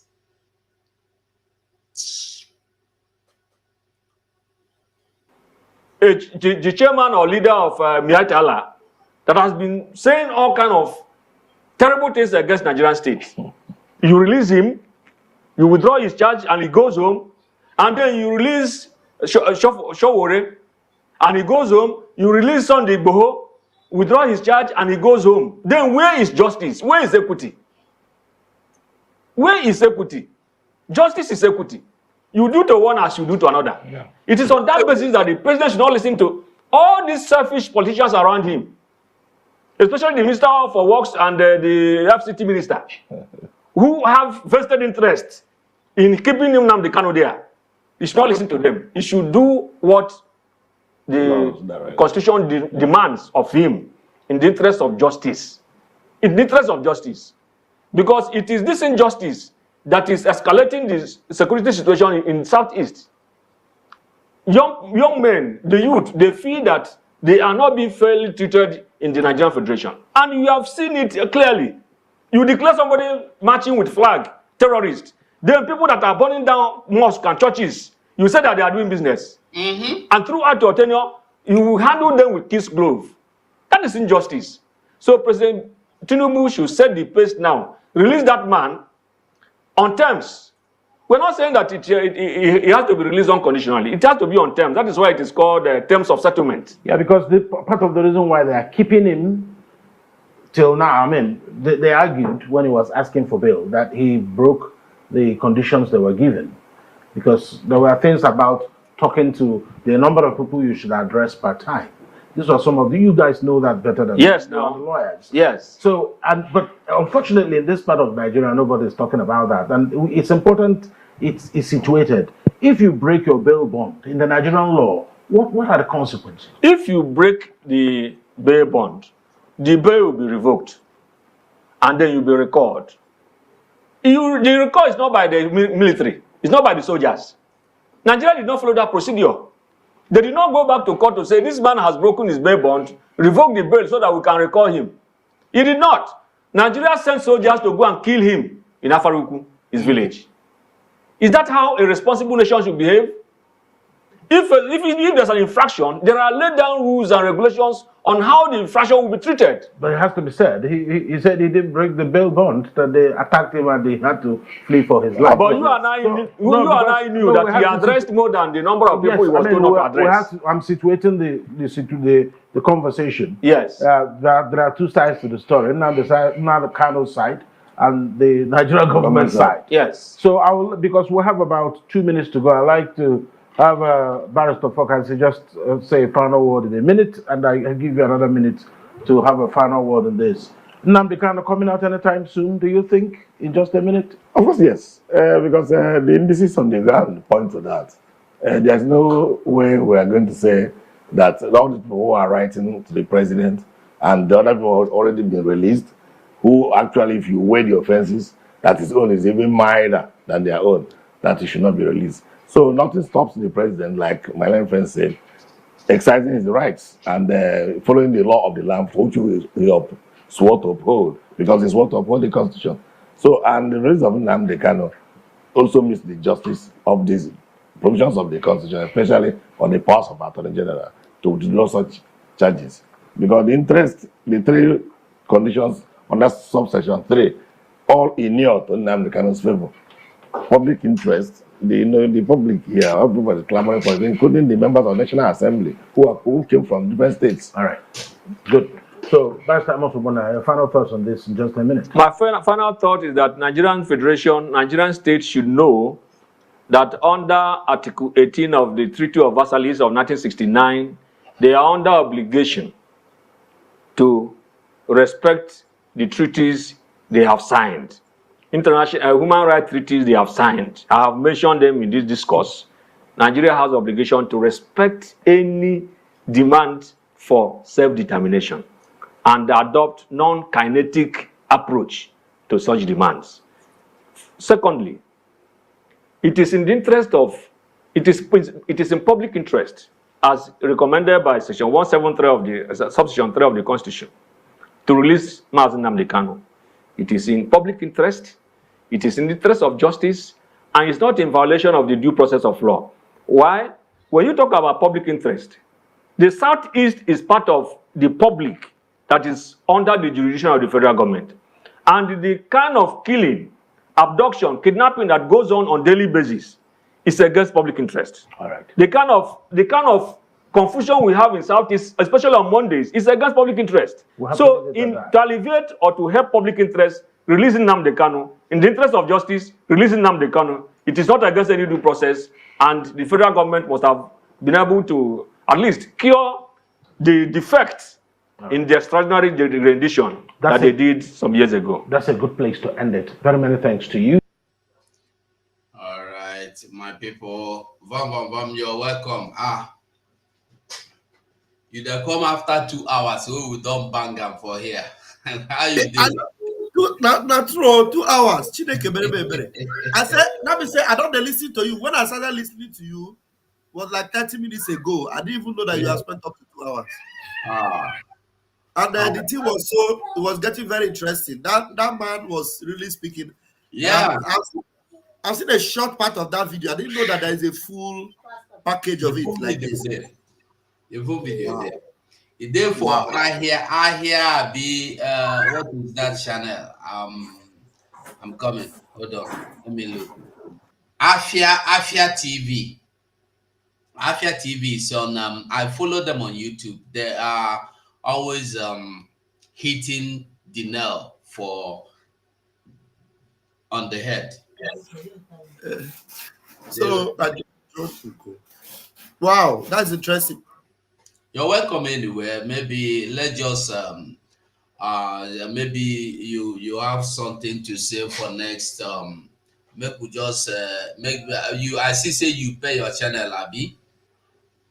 Yes, I just spent my channel because I didn't know you have spent up to 2 hours already. No? Yeah, now make we just dey like in the say next 30 minutes before we go, because you Yeah, know we say you just enter come out like that.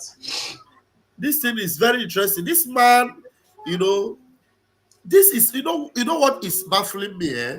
Is it not the same Nigeria that this Mm. man is that is saying this thing, that is giving this analysis like this? You know, somebody don't cut him down because he speak this truth. Eh? I want to He show you speak something. okay. You want to show me something? Mm.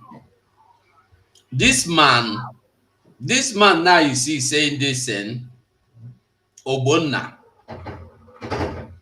During the time of Devo Mai as a governor, he has been saying like this. He has been doing what he's doing. Really? Yeah.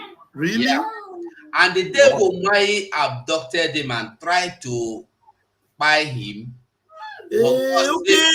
He is this man that okay that time our PM have done Yes, analysis.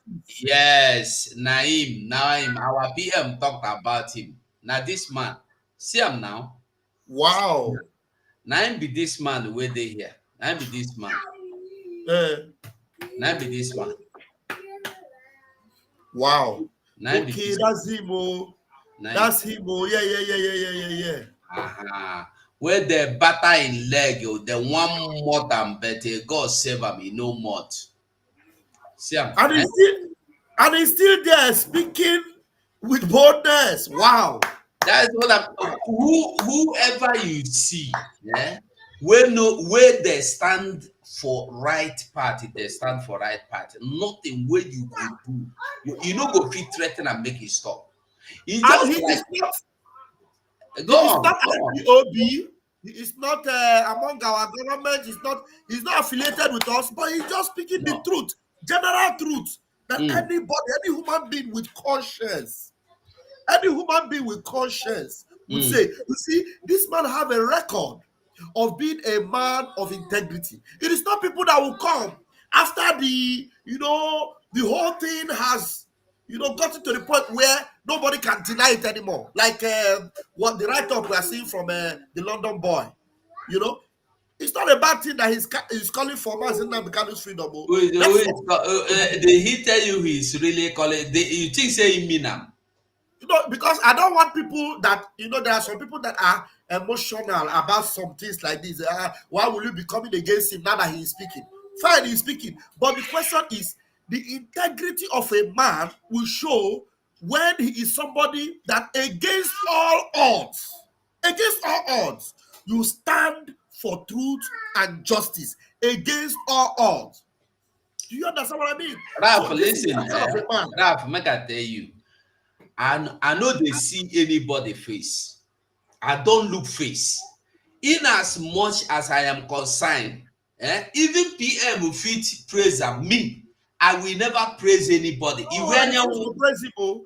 All I of refuse. them.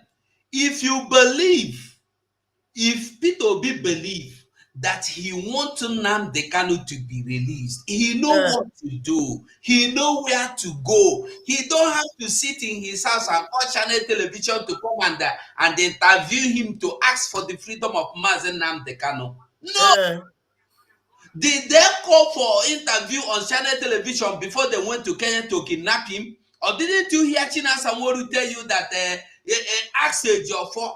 Did he Uh-huh. tell you that some governors, that the governors and some people which I don't want to call their names have Yes. ramped up on Nnamdi Kanu? Didn't you hear him? I will find him and give you. And I want you to see Peter B because we only hear he say he called for Nnamdi Kanu release. Hold on, I want to show you something about Peter B now.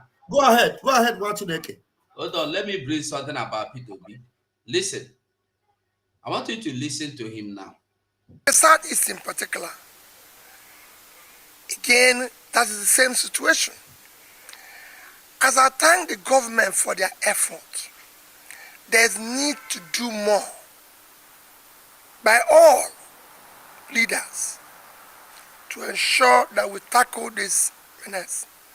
In the Southeast, I urge the various governments, members, I said, while thanking them, to come together as a family. There's need for the governors of the Southeast to work as a family, to be able to tackle that. I'm saying that from the little experience I had when we were there. It is important. In the Southeast in particular, again, that is the same situation. As I thank the government for their effort, there's need to do more by all. Now, this is the same man that is calling for the freedom of Nnamdi Kanu, and he is thanking the government for sending military to Southeast to And he said there is need to do more. There is need to do more. And you are still telling me you want Nnamdi Kanu to be free. And he is calling on all the governors to join hands together so that more could be achieved. And you are calling for the freedom. Who the fool? Yeah. And they like if somebody come call, hey, Nnamdi Kanu free, Nnamdi Kanu. Go to Nigeria media today. Every channel, every P2B is calling, P2B is crying, P2B is begging for Nnamdi Kanu to release. P2B has shown, P2B is not happy. Nnamdi Kanu release because they want to sell the negative side of the whole news. Nobody is saying the truth again. P2B calling for Nnamdi Kanu release. The same time, calling military to go more. That is, if you have 5 military before, send 5 million now. He want them to do more. Do more what? Do more what? What are they doing in my land? So me, P2B is not. P2B is P2B no follow. P2B na another bad egg. Listen to this one, because when China Sanworu tell you that some people, who are those some people? Listen. Yes. Yes. Coming. As I don't ask by the state your phone. Did any governor told him that they are rounding up on Nnamdi Kanu? As I don't want to mention some names, but there are people, there are people before that time, when they had that meeting in Enugu, where all the governors gathered, that was the day the meeting was sealed. But our leaders somehow is. Those ones are not. What I want you to get here is that, ask Ejiofor, did any governor tell him that they have rounded up on Nnamdi Kanu? There are so many people which I don't want to mention their names outside the governors. Who were those people? If they were not people like this man here now telling you he wanted Nnamdi Kanu to be released. If there are not people like Emmanuel Iweanyanwu, if there are not people like what is his name, Abaribe, if there are not all those people that are not governors, and everybody will come out tomorrow. If anybody come out, I want Nnamdi Kanu to be released. He has suffered. He is suffering injustice. Nigeria is not being fair. As you go, and this is after 3 years. After 3 years, what is it? Everybody that will be able to sustain what Nnamdi Kanu have been able to sustain for 3 years. What if he died after 1 year? What if he died after 2 years? What if he had died of the sickness he has had all this while? If not that Chukwuka have preserved him. So you are coming after 3 years to say, Nnamdi Kanu shouldn't seem to be. This is just jargon. Now, my main point is this: this man that is actually giving this analysis, and which you have already proven that it has been a consistent, way of life for him to speak to power, and they went after him. They want to buy him. The evidence is there. The evidence is there. There's nowhere he's affiliated with our government. There's nowhere he is affiliated with Mazi Nnamdi Kanu.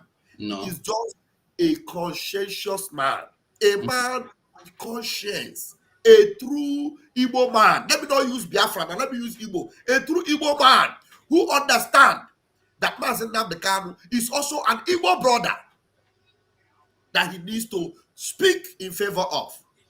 And not because he wants to be biased, but because he is speaking the truth. But this man, this one here, you are going to Sokoto, you are going to Kafacha, you are going to Kaduna, you are going to Katsina, you are going to meet Gumi, and then some of the people you are meeting are people that you know. These people have sworn. Some of them have sworn that over their dead body will they see Mazi Nnamdi Kanu release. And then you are coming just with just a flimsy way of saying, Mazi Nnamdi Kanu shouldn't be dead. Now, Peter Obi, Mazi Nnamdi Kanu have been set free by all the courts. Peter Obi, do you know that Mazi Nnamdi Kanu was kidnapped? He was kidnapped. Extraordinary rendition. A criminal offense. A criminal offense. And Peter Obi, you were on the election and your so-called obedience had this longer than instead of Mazi Nnamdi Kanu to come out and stop what they are doing, that he had better remain there. That was what they were saying at that time. Do you understand what I mean? So I am so happy that there are still a few good men that will stand against all odds and speak the truth, like this very man. I don't know his name, but his name is Obonna, somebody Obonna, just Obonna, Barrister Obonna. Wow. And he's a barrister. Now, this kind of barrister they're supposed to call and join the legal team now. Okay, well, the legal team, shouldn't they see this kind of a man? If he's a barrister indeed. And add him among the legal team. And he will do it pro bono. He will never ask for money because the team they will now. But instead, we have this Carol White, the most trusted criminal. Mazugo, thank you for that video. Honestly, I would like to have a full video so that I will actually watch it very well again and then pick up one or two things out of it.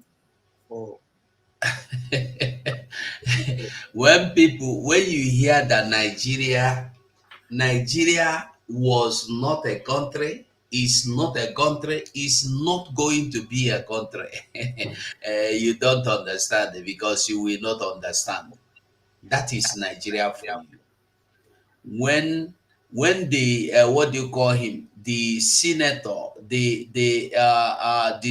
what is his name, I've forgotten his name again, that senator that represented Nnamdi Kanu,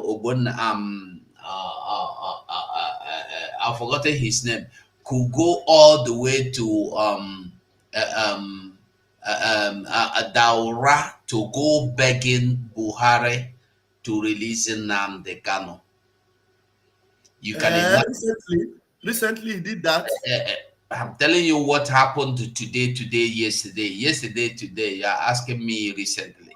Hold on, let me even have the God to come out and tell us that Buhari have promised not to interfere in the unconditional, what do you call it, political release or political solution of Mazi Nnamdi Kanu. This is yesterday's news. Probably the visit was either Friday or Saturday. Look at it. Agosha is his name. And in the statement he made, he was telling the press that he even apologized to Buhari if Mazi Nnamdi Kanu has spoken ill against him in any form, in any way, that he should please forgive. In the statement, This Daily Post newspaper of yesterday is there. Anybody can go and see it. So my question is this: why should you go to Daura in Borno, I think Borno State? Why should you go to Buhari house to beg Buhari not to say no, not to say you don't want Nnamdi Kanu to release? That means Tinubu have no power. Yeah. That means you yourself, you don't know your right. Your right, you being a senator and the rep there is as useless as nobody being there. Because you being a rep, staying there in Abuja, collecting their location, swallowing their location, has not done anything good to the people. This is why we need Biafra. Because you cannot be representing people you are not representing in the actual sense. You are just there, just ceremonially, you are representing them ceremonially. But in the truth is that you are not representing anybody. Because you cannot stand up to say releasing, just like we see the Barrister Ogbonna now demanded that Nnamdi Kanu has done nothing. You shouldn't have prescribed. I thought this man had the support of over 50 other rep members that joined him to sign. Yes, yes. Why So should that one, if they did not listen to him on that one, Buhari, this impostor they are calling Buhari now, he's no longer in the seat. So if for them, for you, you are sitting there as a rep, your own rep members have supported you for Nnamdi Kanu release. If their own support did not make impact, but the only thing that will make impact for you to go and meet an ex-president who is somewhere in Kaduna, in Katsina, if that is what you have now resorted to, doesn't it show you that that country is a waste? There's nothing for you to even believe in that country, because lawmakers, if lawmakers cannot impact on the release of Nnamdi Kanu, lawmakers, active lawmakers in the household, they can't impact on the release of Nnamdi Kanu. Is it an ex-impostor that will now impact on the release of Nnamdi Kanu? And you are still in that government begging. Hey, Chineke mere mere mere. that is it. That is to show you that they are just photo, because they are not doing anything. What is the point that you have a rep representing you in Abuja? If you have a problem that your rep should go there and they raise a motion, military has there are blockades all over my land. Nigerian military has taken over my community. Women are complaining. You will not say it. Instead, when you go there, if anybody wants to say, shh, don't talk. We want to bring back Simon Ekpa to this country. We want to bring him. We want to go and bring him the same way we bring Nnamdi Kanu. All of you will stand up and say, I sign. Common to demand for. They have never for once, listen, all these senators from the southern senators, they have never for once stood up in the house to demand, to raise a motion that we want Nnamdi Kanu released, that we have not seen anything wrong done by this man. They have never done that before. They have never done that. Even there was a time the discussion came up from somehow, due to insecurity. It was a Yoruba man that stood up and said, Nnamdi Kanu should be released. He has done nothing. All the eastern governors, instead of calling on the release of Nnamdi Kanu, started telling you that Simon Ekpa is the cause of insecurity. And these are the people that you be. It's only to beg people, carry paper, begging people. Please sign for me now. Sign for me so that they will release Nnamdi Kanu. You go to this senator. You go to senator of Zamfara. Zamfara senator. Oh, Alhaji Damusa. I beg now sign for me. So they go. This is what you do to get 50 signatures from senators. Una know the shame. You all of them should be ashamed of themselves. Honestly. Una no shame. Una shame don't they shame me.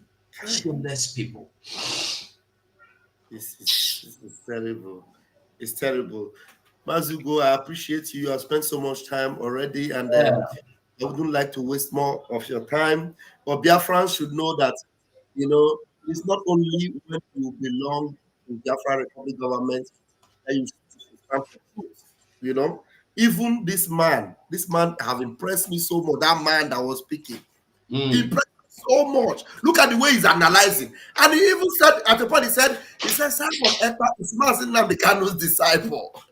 He said it, and he's boldly saying it.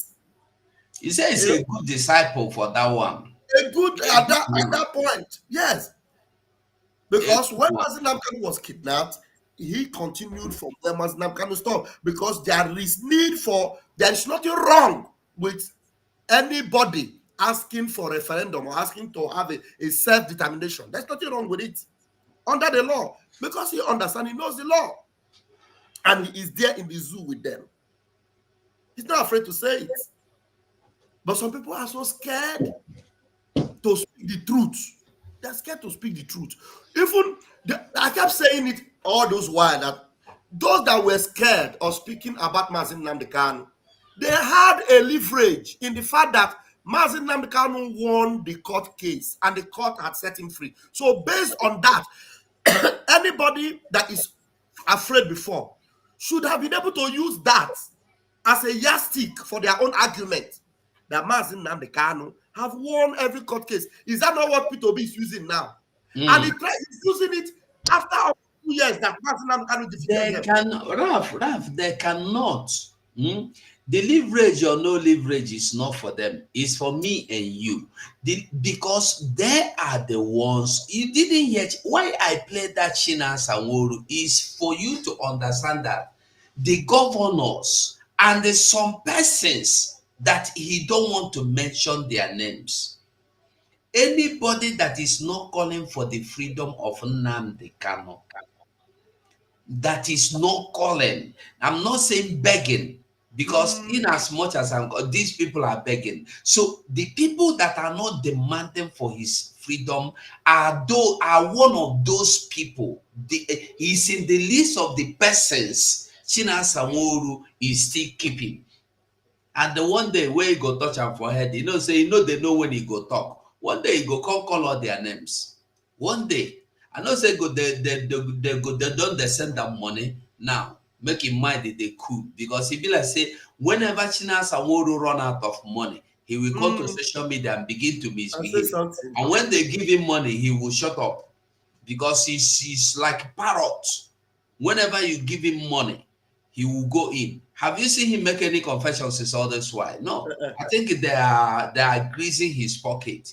Whenever the pocket get dried, he will come. Maybe those times you will find out that P2B is among those persons. Abaribe might be among those persons. Don't be surprised. So that we go call and buy from here. Thank you. Thank you very much. Thank you for Biafrans, and thank you, Mazugo. I appreciate you. And we must continue. Airborne. Biafrans. Airborne. Thank you, Maz. There is a division in that cult followership, and that's the challenge. If he comes out today, can he wrestle his followership from Simon Ekpa?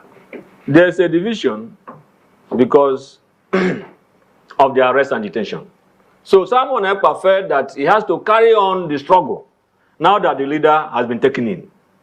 That is it. So if he's released today, it is likely, very likely, that he has to come to terms with Simon Ekpa to back down. Simon Ekpa is only acting because of his absence. He didn't say that he has overthrown him. Even when he wrote a letter from DSS custody directing that there should be no more sit at home and there should be no more arms against the state, Simon Ekpa said until he comes out physically, that he will not believe, that he wrote that under duress. Of course. That he wrote it, you cannot freely write something in this area. So when you are in custody, you now write something. It is not voluntary. So it is on that basis that he continued doing what he's doing. Simon Ekpa is the disciple of Nnamdi Kanu, and a very dedicated, loyal disciple. I believe that if Nnamdi Kanu comes out, he will be able to tame Simon Ekpa. And many of these criminals that have cashed into the struggle or kind of tried to hide under IPOB to commit atrocities, they will be fished out or they will be controlled. Remember that this man, Nnamdi Kanu. You see, this man is so unique.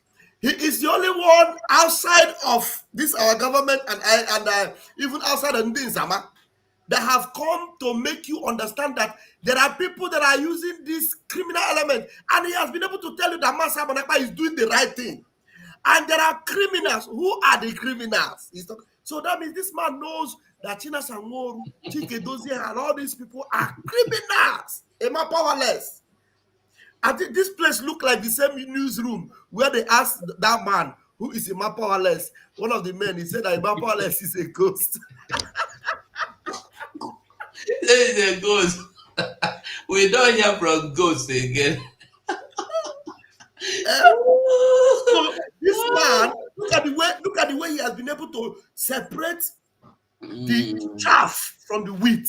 He separated the chaff from the wheat. He said when this thing happens, then you'll be able to know who those who are using this thing as a criminal thing. But he has been able to tell you first and foremost that Simon Ekpa is doing the right thing, because the letter they wrote and they say it's Nnamdi Kanu, you cannot accept such a letter. It could have been written under duress. This man, his head is intact, complete. Is he on here? Oh my God.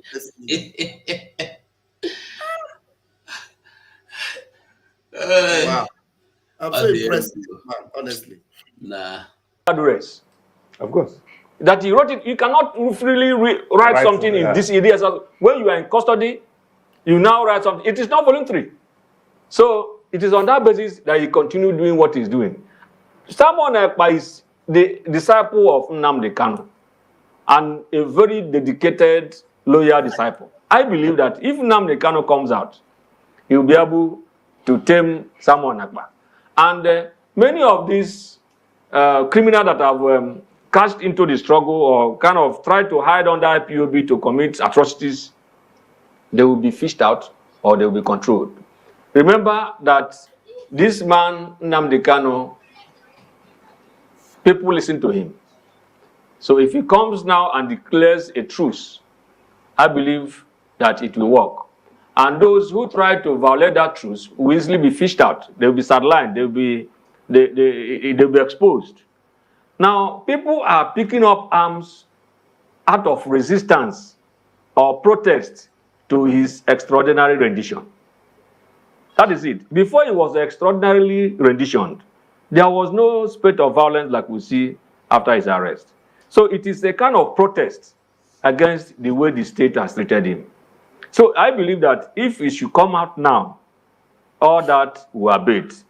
But let me also say that the President of the Federal Republic of Nigeria is not entitled to be listening to one person or the other as to whether or not he will exercise his powers under the Constitution. Section 174 of the Constitution, subsection 3, like my learned friend pointed out earlier, only gave 3 conditions for the exercise of the power of withdrawal of criminal prosecution. It says that the Attorney General should only give vent to 3 factors. One is public interest. The second one is interest of justice. The third one, to ensure that such withdrawal is not against due process of law. And then we are talking about justice here. Interest of justice. It is on that basis the president must act, no matter what any of his commissioners thinks, no matter what any Southeast governors think, in the interest of justice. Because if you can release the chairman or leader of Miat Allah that has been saying all kind of terrible things against Nigerian state, you release him You withdraw his charge and he goes home, and then you release Showore, and he goes home. You release Sunday Igboho, withdraw his charge, and he goes home. Then where is justice? Where is equity? Where is equity? Justice is equity. You do to one as you do to another. Yeah. It is on that basis that the president should not listen to all these selfish politicians around him, especially the Minister for Works and the FCT Minister, who have vested interest in keeping Nnamdi Kanu there. He should not listen to them. He should do what the Constitution demands of him in the interest of justice. In the interest of justice. Okay, it will be later now. They said, somebody's writing me here that Reno Mokri. Reno Mokri said that. Idiot. You know one funny thing? This is the reason why Christianity is such a shame, a disaster in Nigeria. I'm telling you. Do you know that Reno Mokri is a pastor? A pastor. Do you know? He reads Bible. Nnamdi is a fool. He's not a human. I used to love him. I used to follow him. I used to like him until lately. Now, Nnamdi is, I think they are Biafran, so I don't know. I don't know where they are. I think they are from Kogi State or something like that. I don't know. The part of Yorubas, I think, that were get dashed to the other side of the north. But Nnamdi is just fighting Obi. He's trying to everything Obi said, the Pete Obi, because he don't like Pete Obi or he's in fallout with Pete Obi. Anytime Pete Obi says something, he will go and dig up something to condemn that thing. Okay, so Nnamdi is just trying to maybe. No, I don't know the point he's trying to make. He said there is no court that cleared him as Nnamdi Kanu. That if there is any court,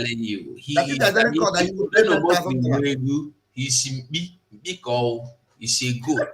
No, the question now is, so Nnamdi, let's even assuming that what you are saying, let's assuming even before that court case happened, there was no court case and that nothing happened in the court for Nnamdi Kanu. Nnamdi, if at all there is nothing like that, is it true or not that the court admitted that Nnamdi Kanu was kidnapped? He was extraordinarily rendition to Nigeria. Is that something that you should be proud of? Araf, what happened? You there for Nigeria? Not only for Nigeria that they take light you. That you there Nigeria.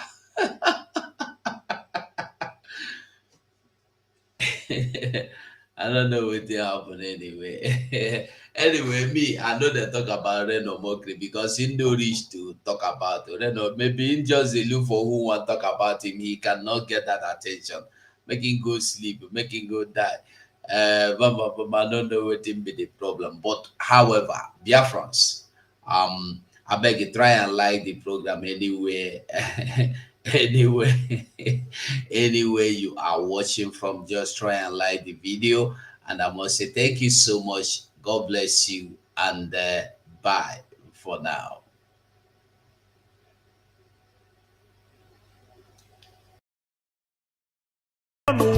Commander 56 Brigade nke dị n'Alochukwu, Simon Okemili na-ebu okwe, Simon ọkụ na-agba ọzala, Simon bụ atakata agba isi ya.